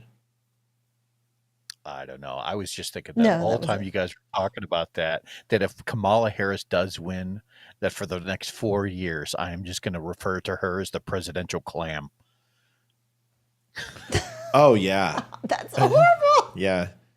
You should know. call her. That's horrible. Can I do it right? Clam jambalaya. You got to get the Jamaican in there. You don't want to be a complete racist. All right, here we go. Sean Ryan, horrible. dude, my boy Sean Ryan, who doesn't know video. I've got some decent seals on this show over time. I got to get Sean Ryan on. I don't know how I'm going to do it. Like I'm going to have to call Eli and be like, dude, I know Part of the you know mess. Sean. Eli knows Sean. He knows Sean. They're good friends. Just call Eli and like, dude, you got to run for re-election. I'll give you $1,000 for your campaign. Just get Sean Ryan to come on for 20 minutes because I would just love to talk to Sean Ryan. Just like Eli and Luttrell and any of the other guys. I love talking to him.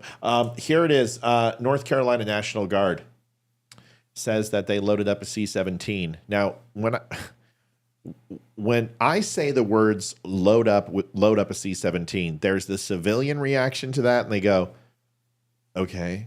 And then there's the military reaction. Leroy, when I say load up a C-17, can you explain to people how much work that entails? Yeah. So C-17, I don't know the exact. I used to know what the exact takeoff weight fully loaded was. God, it's like millions of pounds. But what they do is they load everything on pallets, right? And I think a C-17 will take like 4 wide. And so when you're talking about loading up a C-17, that can be enough material, depending on what it is they're hauling, to feed an entire city in some cases. They could put four beasts in a C-17. So when the presidential limos, they go over to Europe, they have multiple beasts and multiple limousines. Multiple what? The beast, the beast, the car, the Trump limousine, the presidential I didn't know limousine. what that was called. Oh yeah, it's called the Beast. Okay. Because it is. It would take a square fucking hit from a missile system. I don't even know if a missile's gonna. That thing's a beast. That's why they call it the Beast. Anyway, the point I'm saying is that they travel those all over the world. I happen to know because my brother-in-law, when he was talking to us, used to fly all of the president's detail over to Europe and everything else. The C-17, it's like packing 2 or 3 semi-trailers to the hilt. It's a massive undertaking. That can take a. You guys know when they're dropping off, they're doing round shoots in Gaza, and they're dropping off those giant pallets, and there's like 100 of them that come out. That's a C-17. Okay. All right. Here's Sean Ryan, National Guard, doing this interview. I got to get Sean Ryan on my show. What? Just FYI, that's all that's at my base. So at Wright-Patterson, that's all I have exclusively is C-17s. All day, every day, that's all I see circling the entire area. Yeah, it's not like loading a freaking 12-foot U-Haul, folks. You're talking about you can put in 4 of the Beast limos. You can put in a couple of tanks in C-17 easily. The weight limit on that thing is you could not stack that with pallets and hit its weight limit. We're talking massive machinery. We're talking massive amounts of weight distribution here. Here's the video. Let's watch it.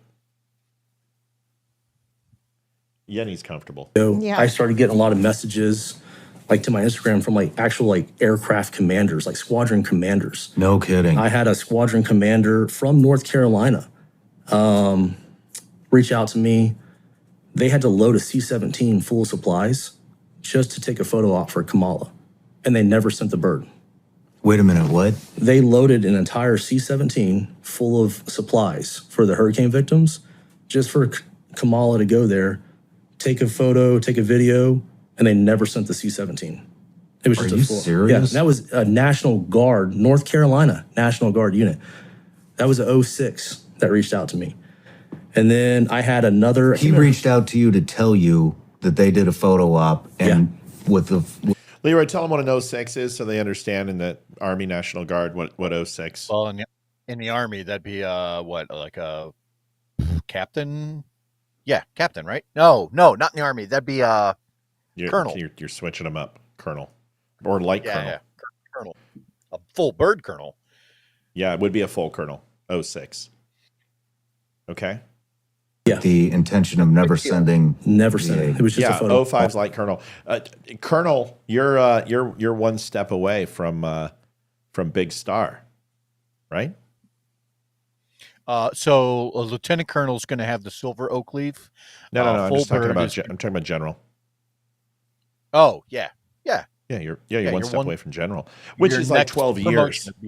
It's like 12 fucking years, but still. I mean, that's a big thing, right? And yes, the jump from colonel to general is not easy. That's not an easy step. And then also from that video, I started getting a lot of messages. So what he's saying is that there was a C-17 National Guard, which is a plane, which is I put him on the show many, many times. It's basically a scrunched together C-141 Starlifter that can be in prop form or jet propulsion form. They are extreme. They're not as the lift compared to a C-130, which there's multiple prop versions of a C-130, has to use rocket propelled liftoff in some cases to get as vertical and off short runway. So they created the C-17 to kind of maximize overall carry capacity, thrust ratio, and maneuverability. And the C-17 is an amazing plane. That thing's going to be here 50 years from now. It'll be operational 50 years from now. So it's an amazing plane. But if you know anything about loading and unloading on a C-17, is there anyone in the audience who knows the intricacy of loading and unloading a C-17? Will somebody let me know, please? If somebody's on. Any cargo masters out there? That's what we're looking for. If anybody has ever heard that term, or if you know someone who's ever heard the term cargo master, we want to talk to them.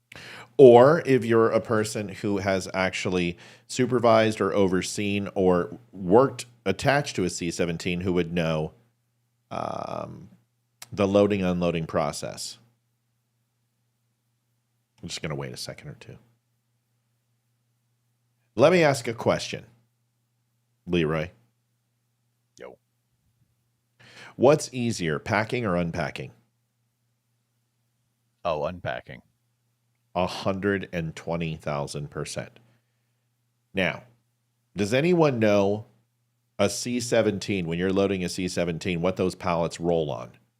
Do you have to lift on a forklift and go into a C-17, go all the way to the back, drop the lift and back out? Or is there something on board the C-17 that will allow you to slide those things into place? The answer is, I already know the answer. So does Leroy. So it runs a track system. And a track system is that once you load it onto an approved, and these aren't wooden pallets, folks. These are steel pallets that are specifically designed for the C-17. And they track and lock down. That way you can unlock a section, remove a pallet, and go ahead without impacting the rest of the pallets. That's the way it works. But they also, someone's calling in.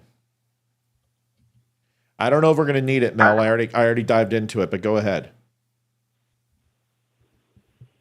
Go ahead. Okay. Yeah. No, Mel. I said I don't know if we're going to need it, but you call. I kind of already explained it, but I'm sure you're calling about the C-17, right? Yes. Okay. So they have an integrated system on their planes, and it goes on, and it's slick as grease lightning. Yep. Having had to deal with it from the Canadian side when we had to dump our stuff on, put it on their pallets to get it on. And it is so slick. It is astronomical. And now that we have C-17s on loan with the Canadian Air Force, whatever, we're doing the same thing. And it's a phenomenal system. Yep. And back in the day, before we had the C-17 capability in Canada for access, I got there's certain containers that the Americans had for all their deployments and stuff. And I had to go through the procurement system in the fucking Canadian government to get these things so we could get our stuff for CF-18s and stuff to go to all these different places that we had to go in the States after 9/11. And they're like, oh, well, no. I said, no, there's an integrated system. It's phenomenal. You guys got to get out of the dark ages. That whole system is 1,000%. You drive it up, and it goes on to whatever, and it goes up. It's just, it's so automated. It's just amazing. Yes, and so sometimes we ask questions we know the answer to, but also when you have two C-17s that have to transfer protocol or transfer cargo, you might see that because ultimately, if you have a West Coast, let's say you've got a bird leaving Kings Bay, and it's going to Germany. It's going to Ramstein, or it's going to whatever. You just pick a base. Doesn't matter. And that C-17 lands, and then you need to make a hop from that C-17 to go down to Diego Garcia, or go into Bahrain, or go into wherever. You will see that East Coast bird will not go. It'll fly a central C-17 to that place, or it'll hop down and go to Diego Garcia and then come over to Hong Kong, or go over to Bali, or wherever, go into Australia. And then you'll see a Westpac C-17 pick that thing up and take that cargo. So transfer from C-17 to C-17 compared to initial load or deload of a C-17, You're talking hours versus hour. Oh yeah. You're talking comes off- yep, track to track, C17 to C17. The transfer process is so when they said it broke down, this C17, that it broke down and they had to transfer it to another C17 and it took too long for them to see the process, complete bullshit. The next shift change 1,000%. would have seen it happen. It's bullshit. They would have had that thing unloaded in an hour. Yeah, 1,000%.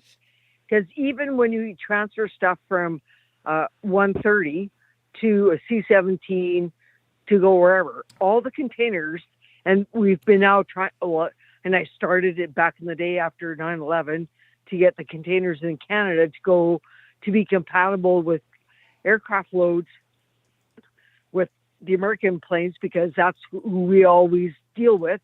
So we take whatever. So, and it's so smooth. It's unbelievable. The system. It's incredible. Mel, we got Mel. Hold on, we just need to have some breaks in here too, because we want to share other information too. So I just want to break you real quick. I'm very sorry to interrupt you. No, don't be Mel. You don't need to apologize. I know. Okay, I'm with you. I know you, but I also know that I've got to sometimes say, "Hey, hold on a second, real quick." And I know you understand, and I love you. You're amazing. We want you to call in because you're an expert on a lot of this shit. Kyung says, "I think it's just load the C17 and done." It isn't. After loading, they have to secure it, like net over it. Also, someone has to verify the load either by barcode scan or that's not true. It's not accurate. No, it's not accurate at all. Yeah, it is garbage, and I'll tell you why it's garbage. Well, Mel's going to tell you why it's garbage after I give you a couple of reasons. One is the manifest is all secure, and they Ziploc every one of those things. So they web lock those. So essentially, the pallet is going to have a manifest, and it's going to be netted, and it's going to be secure. And the reason why is if they did that, they would have to go through every box, every shell, every round, count everything, re-inventory. No, as long as the seals are secure and as long as that web lock, which it left its origination to its partial destinations, to its redestinations, to its terminal end, if that integrity is there, it literally is check pallet 1, check pallet 2, check pallet 3, check the manifest, accept it, scan it, assign it to the new plane, put it in, roll it on the rollers, and get it the fuck out of there. That doesn't slow them down at all. Mel, did I miss anything? No, 1,000%. That's exactly how it rolls. Because, everybody has their manifest and stuff is coming from different countries or whatever. Our manifests are given to the loadmasters for the aircraft. They check it, they scan it, and it goes up. Like there's no hiccups, there's no whatever. Yep, it's quick. Everything that's on that manifest is in that barcode that they get when they scan it onto the plane. It's so seamless. It's amazing. It's just so amazing. Refueling and pre-flight check probably takes longer than the reload. I'm just going to let you know. Exactly. Refueling and pre-flight probably takes longer. Well, exactly, because the plane is already loaded and the guys are standing there going, "Are you going to go now?"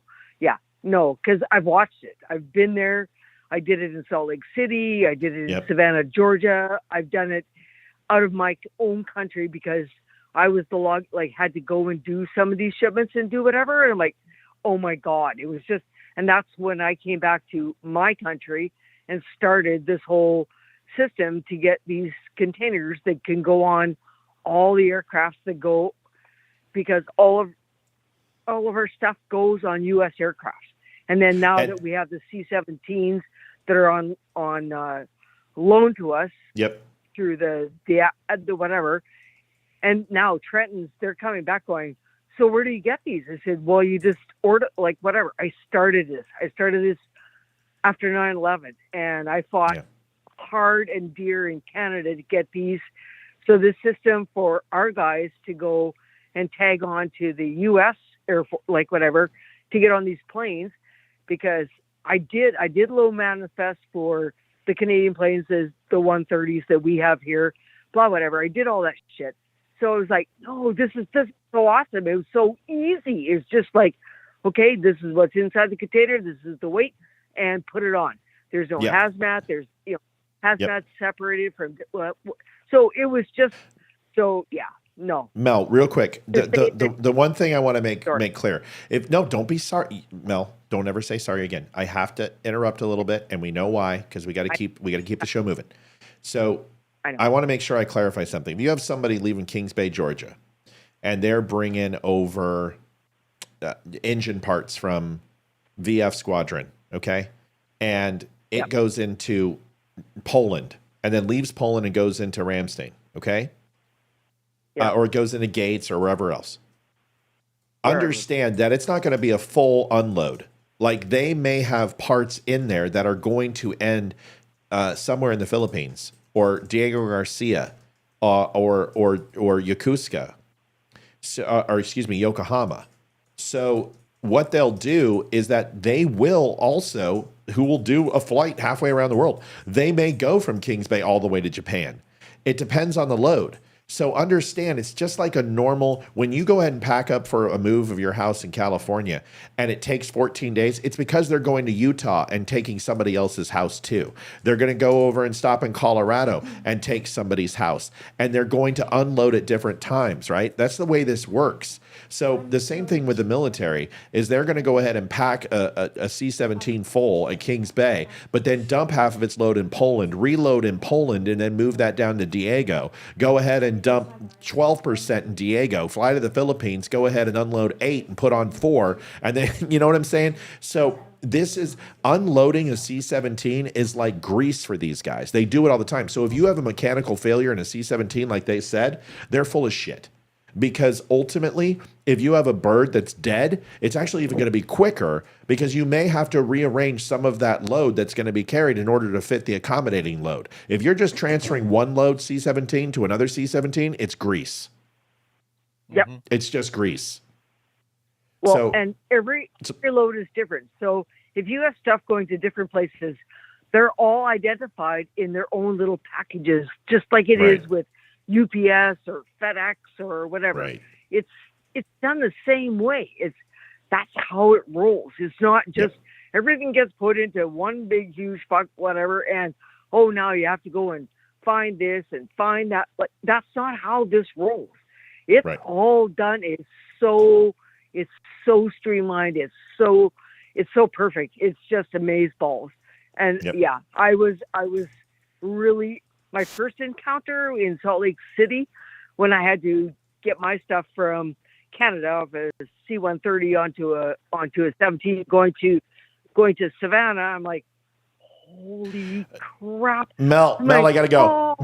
Mel, I love you. Sorry. I could have you. No, stop being sorry. I could have you talk for hours, but it's 9 o'clock, and I got some feedback that we don't get to all the topics, and if we keep doing it, we're never going to get to the topic. Okay. And I love you, and you know you are my favorite. I love you. You're the best. I'm sorry I had to interrupt you.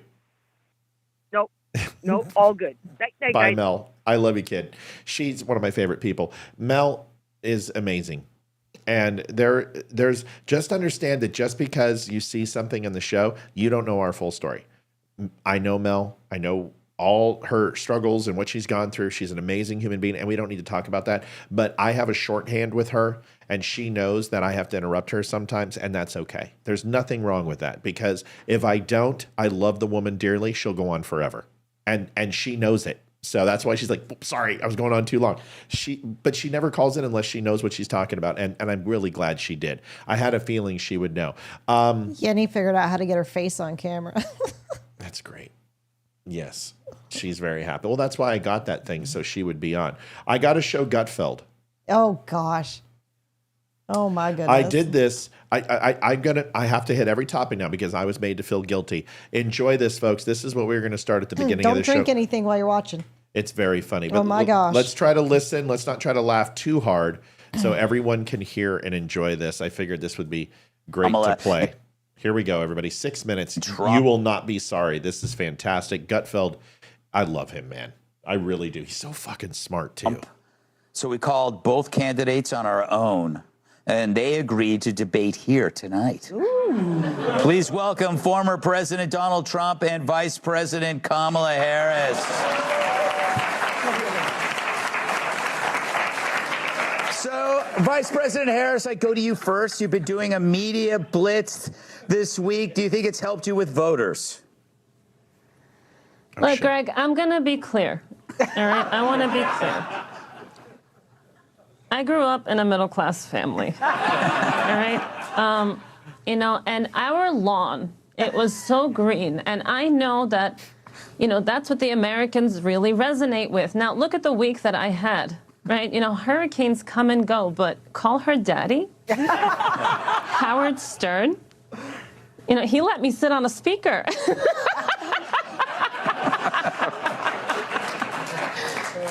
So, you know, when you think about the modalities of that and what the American people, what the American voter really wants to listen to, you know, I think we hit the nail on the head.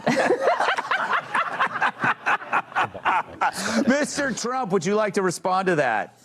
Sorry, Ron DeSantis is calling. He calls me back so quick. Ron, we'll call you back. But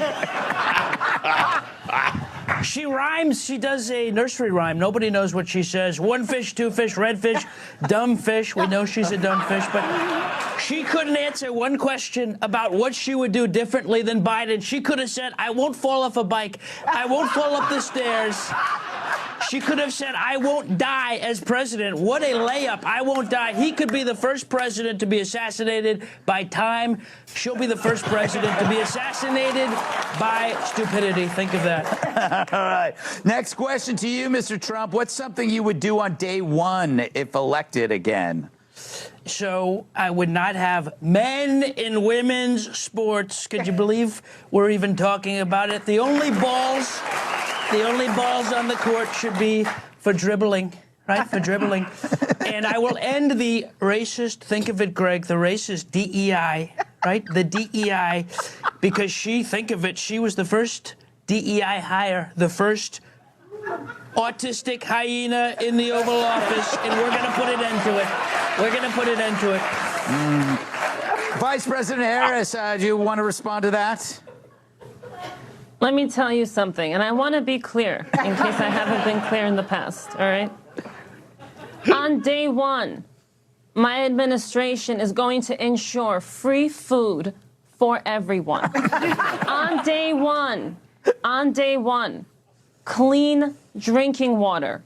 On day one, free housing for up to 5 years. Ladies and gentlemen, on day one, everything that you can possibly imagine and you need goes to all illegal migrants. Now, as for the American citizens, well, they get abortion as promised. All right. We'll go back to you, Vice President Harris. You flip-flopped on a lot of issues. How can voters be sure you won't keep doing that if you're elected? Look, again, I come from a middle-class family, right? My values have never changed on that, right? I've talked about my grass being green for quite some time now. All right? And as a former, prosecutor and former state attorney general and, Willie Brown's ex, shout out to my brothers and sisters, right? So, as a former prosecutor, I got to tell you, you have to look at both sides of a situation. Any good lawyer will tell you that. Trump, if you can hear me, get a better lawyer. Trump, you want to respond? I can hear. I know I can hear because my ears are bleeding, frankly. But think of it. She changes more than Joe Biden's diaper, right? But it's sad. It's sad. All right, one last question, Mr. Trump. Your opponents claim you're a threat to democracy. Care to explain how they have that all wrong? Well, I would be a threat because if I'm president again, she will be in jail. We call that a callback from my first debate. But I'll threaten you with a good time. Low gas prices, low inflation, and nobody will be eating the cats and dogs except maybe Chris Christie. Think of that. All right. Vice President Harris, your response. That man is a threat to the Capitol. He's a threat to our Constitution. And he's a threat to Melania. He's holding that woman hostage. You cannot change my mind. All right. And we need to save her. We need to save her for the American people. Now, He is dangerous, and if you guys want, you know, these things that he speaks of versus free food, free health care, free everything, on the taxpayer dime, and you know who to vote for. I'm Kamala Harris, and I approve this message. And she's drunk, Greg. She's drunk. All right. Well, that was very informative. Thank you both. Donald Trump and the kids were pissing themselves at the table when we showed them. I've watched it like 4 times. Oh, it's so funny. Yeah, it's pretty special. Barack Obama. Let's see. If Barack Obama doesn't have hope, if he doesn't have change, if he doesn't have guilt, if he doesn't have money to bribe Iran, if he doesn't have clandestine operations and secret programs spying on Americans, if he doesn't have drones to kill American citizens who are overseas, what is he left with? Anybody? Tell me what it would be. Social programs? No, I don't know. No, deeper than that. Just the go-to, like the pull the chickens with, wooga, wooga, dive. What's the go-to for all liberals? Come on, the one thing they will always go to. Anybody? Racism. Racism. We've got racism. Let's watch racism. The good news is that not only as Attorney General and as a senator and as a vice president and now as the nominee for the Democratic Party, Kamala has made us proud. She has been out there. If you doubt that, I hope y'all watched the debate because that wasn't close. That was like Mike Tyson. It was like, oh man, stop that now. So we know she can do the job, and she's got an outstanding partner in Tim Walz. Not bad, right? No race yet. I mean, he's just doing Barack Obama stuff. Yeah, no, he's maybe giving her a little bit too many accolades, but then dun dun dun dun. Let's go ahead and watch this one. Is that we have not yet seen the same kinds of energy and turnout in all quarters of our neighborhoods and communities as we saw when I was running. Now, I also want to say that seems to be more pronounced with the brothers. So if you don't mind, just for a second, I'm going to speak to y'all directly. Oh boy. And say that when you have a choice that is this clear, when on the one hand you have somebody who grew up like you, knows you, went to college with you, understands the struggles and pain and joy that comes from those experiences.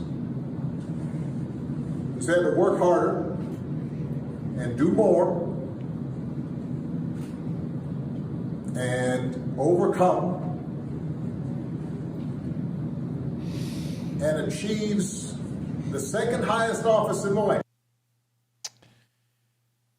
So, folks, for those of you that don't speak Obama, I'll go vote for her because she's blackish. She's black enough, right? She's not white. She ain't Cracker. She ain't Whitey. She ain't Hodgkins. She ain't the slave masters. So, my brothers, I need all you little chicklins to listen to me. How fucking racist can you... He sounds literally like a white Southerner trying to talk black to a bunch of people who have spent the last 75 years getting absolutely fucking nothing from the Democratic Party. Leroy? Liv? Seems a little low rent for him talking to, what, 15 people? I mean, isn't it used to talking to bigger crowds? Just, you know. That's a good one.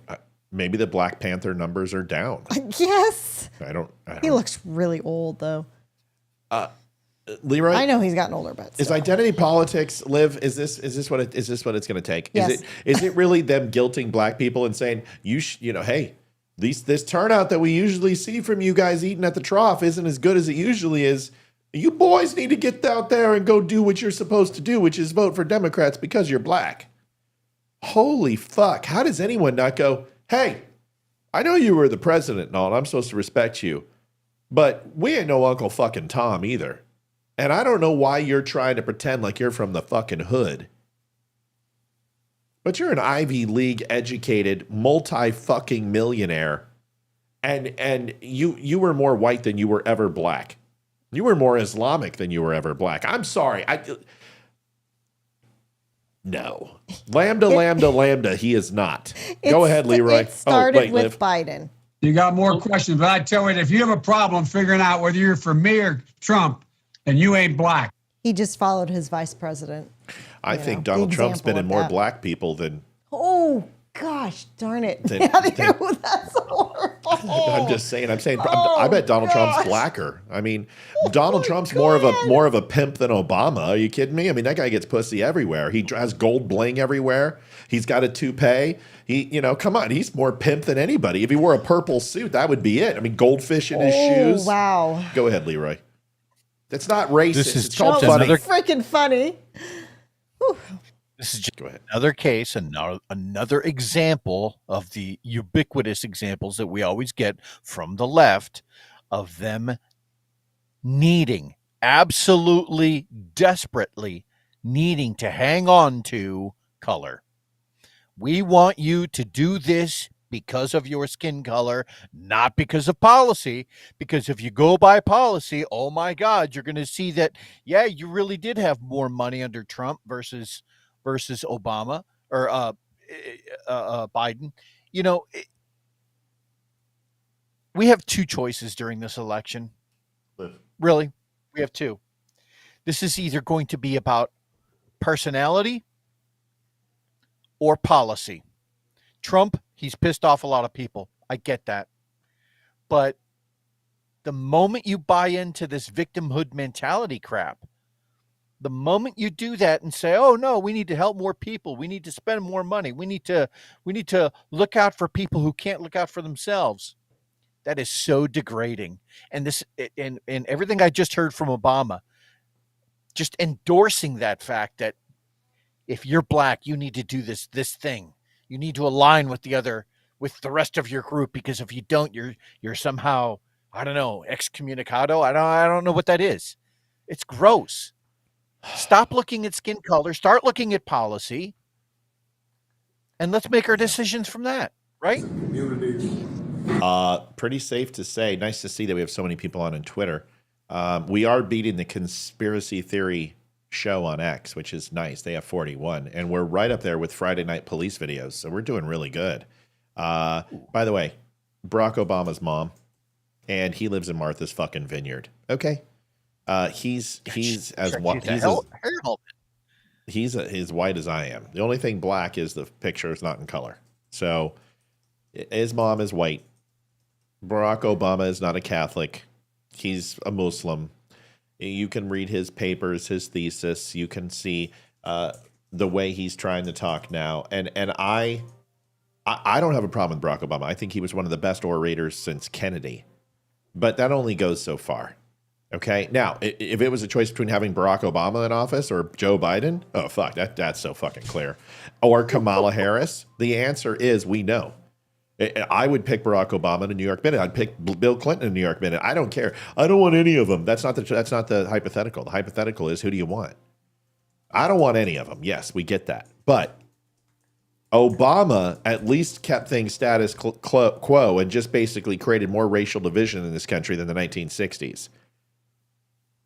Joe Biden has put us on the precipice of world war, an unsecure border, inflation, geopolitical status up the fucking yin-yang with problems, funding terrorism in a quagmire in a three-front war, which is Ukraine and Russia, Israel and the whole fucking Middle East, and Taiwan and China is on the bubble. And if you don't think that China is going to go ahead and throw a few missiles over Taiwan's nose over the next 20, 30 days, you're not paying attention. This is what we have right now. And Leroy said it best. It's a clear choice. Leroy, we covered all topics. Folks, we hit tonight's goal. We appreciate that. Everybody who helped out.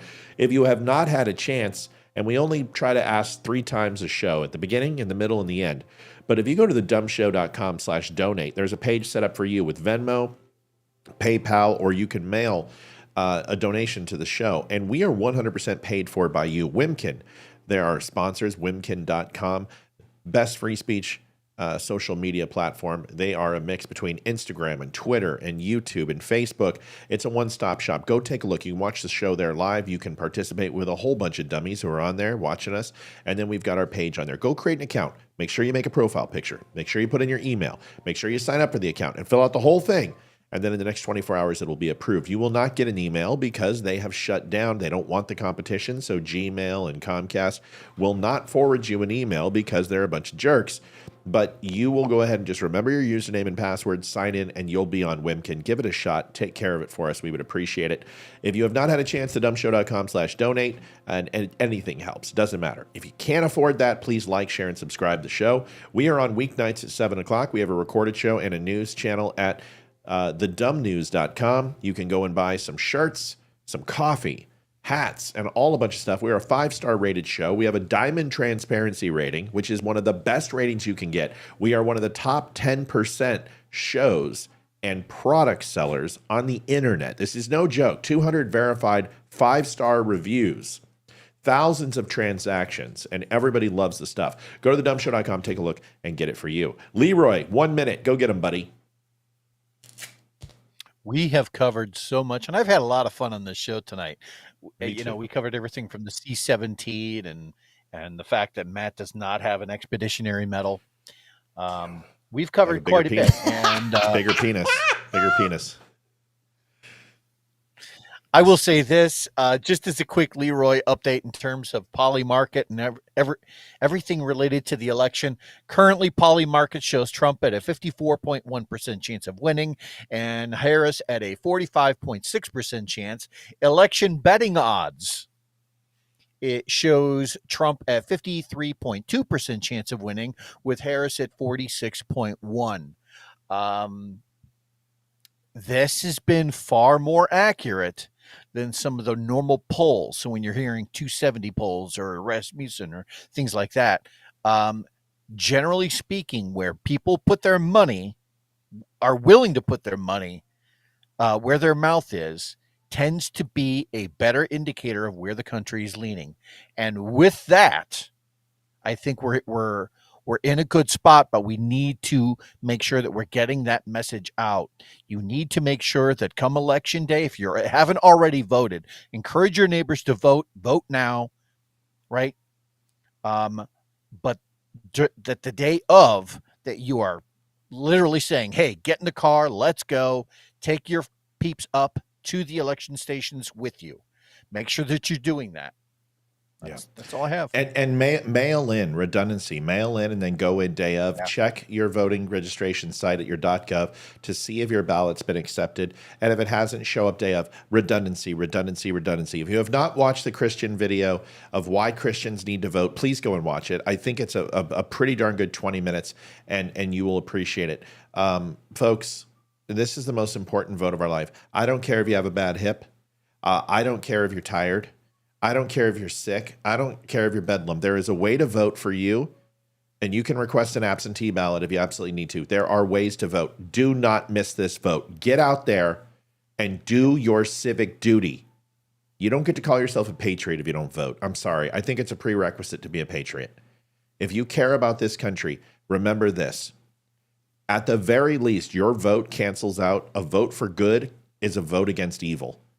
If you don't vote, you're allowing that evil vote to take away yours and replace it with theirs. Don't do that. Get out and vote. Olivia, you're a minute. Just thank you for joining us. Thank you for the donations, and have a wonderful weekend. Susie says, my husband said, doesn't, Matt. We live in a blue state. Your vote doesn't count. Well, your husband's wrong. So as long as, if I'm not mistaken, no matter what state you live in, you have 2 senators. You have a certain amount of House of Representatives. You have a mayor. You have a governor. It doesn't matter. You have all of these. You have state of denial, it sounds like. You've got city council. You have propositions to vote on. You have plenty of things. You have sheriff to vote on. So your vote does count. And while you're there, even though it may not be a swing state, you might as well vote for Donald J. fucking Trump. So I don't want to hear it. I will personally get up in your shit if I find out that you don't vote. I don't care if you vote for Kamala Harris. I don't care if you vote for Donald Trump. Just vote. Yeah. Do your civic frickin' duty. It's the least you can do for this country, no matter how much it pisses you off. Get out there and vote. It does matter. It always matters. Susie says he did. Okay, well, then why does it not? Okay, I don't know. Good night, everybody. Thanks for watching the Donut Friendly Show. Leroy, we'll see you on Monday. Have a good one. Do you have a drill this weekend? No, I will be with you on Monday. By the way, he can't give me the badge because, first of all, most importantly, it wasn't alive when I was in. So even though I did the same training and qualifications, it doesn't matter because that badge wasn't around when I was in. So they had to get a special trophy that I don't qualify for. Good night, Leroy. We love you, buddy. Good night. Love you guys. See you guys. Peace out. See you guys next time. Thanks, everybody. Have a great weekend. Bye-bye. Bye. This is the Don't Unfriend Me Show with your hosts, Matt, Leroy, Amy, and Olivia. Geopolitics, military analysis, and election coverage. Coming to you live on all major social media channels at The DUM Show. Honest, direct, unfiltered. We can agree, we can disagree. Just don't unfriend me. Have a great weekend. Night, y'all.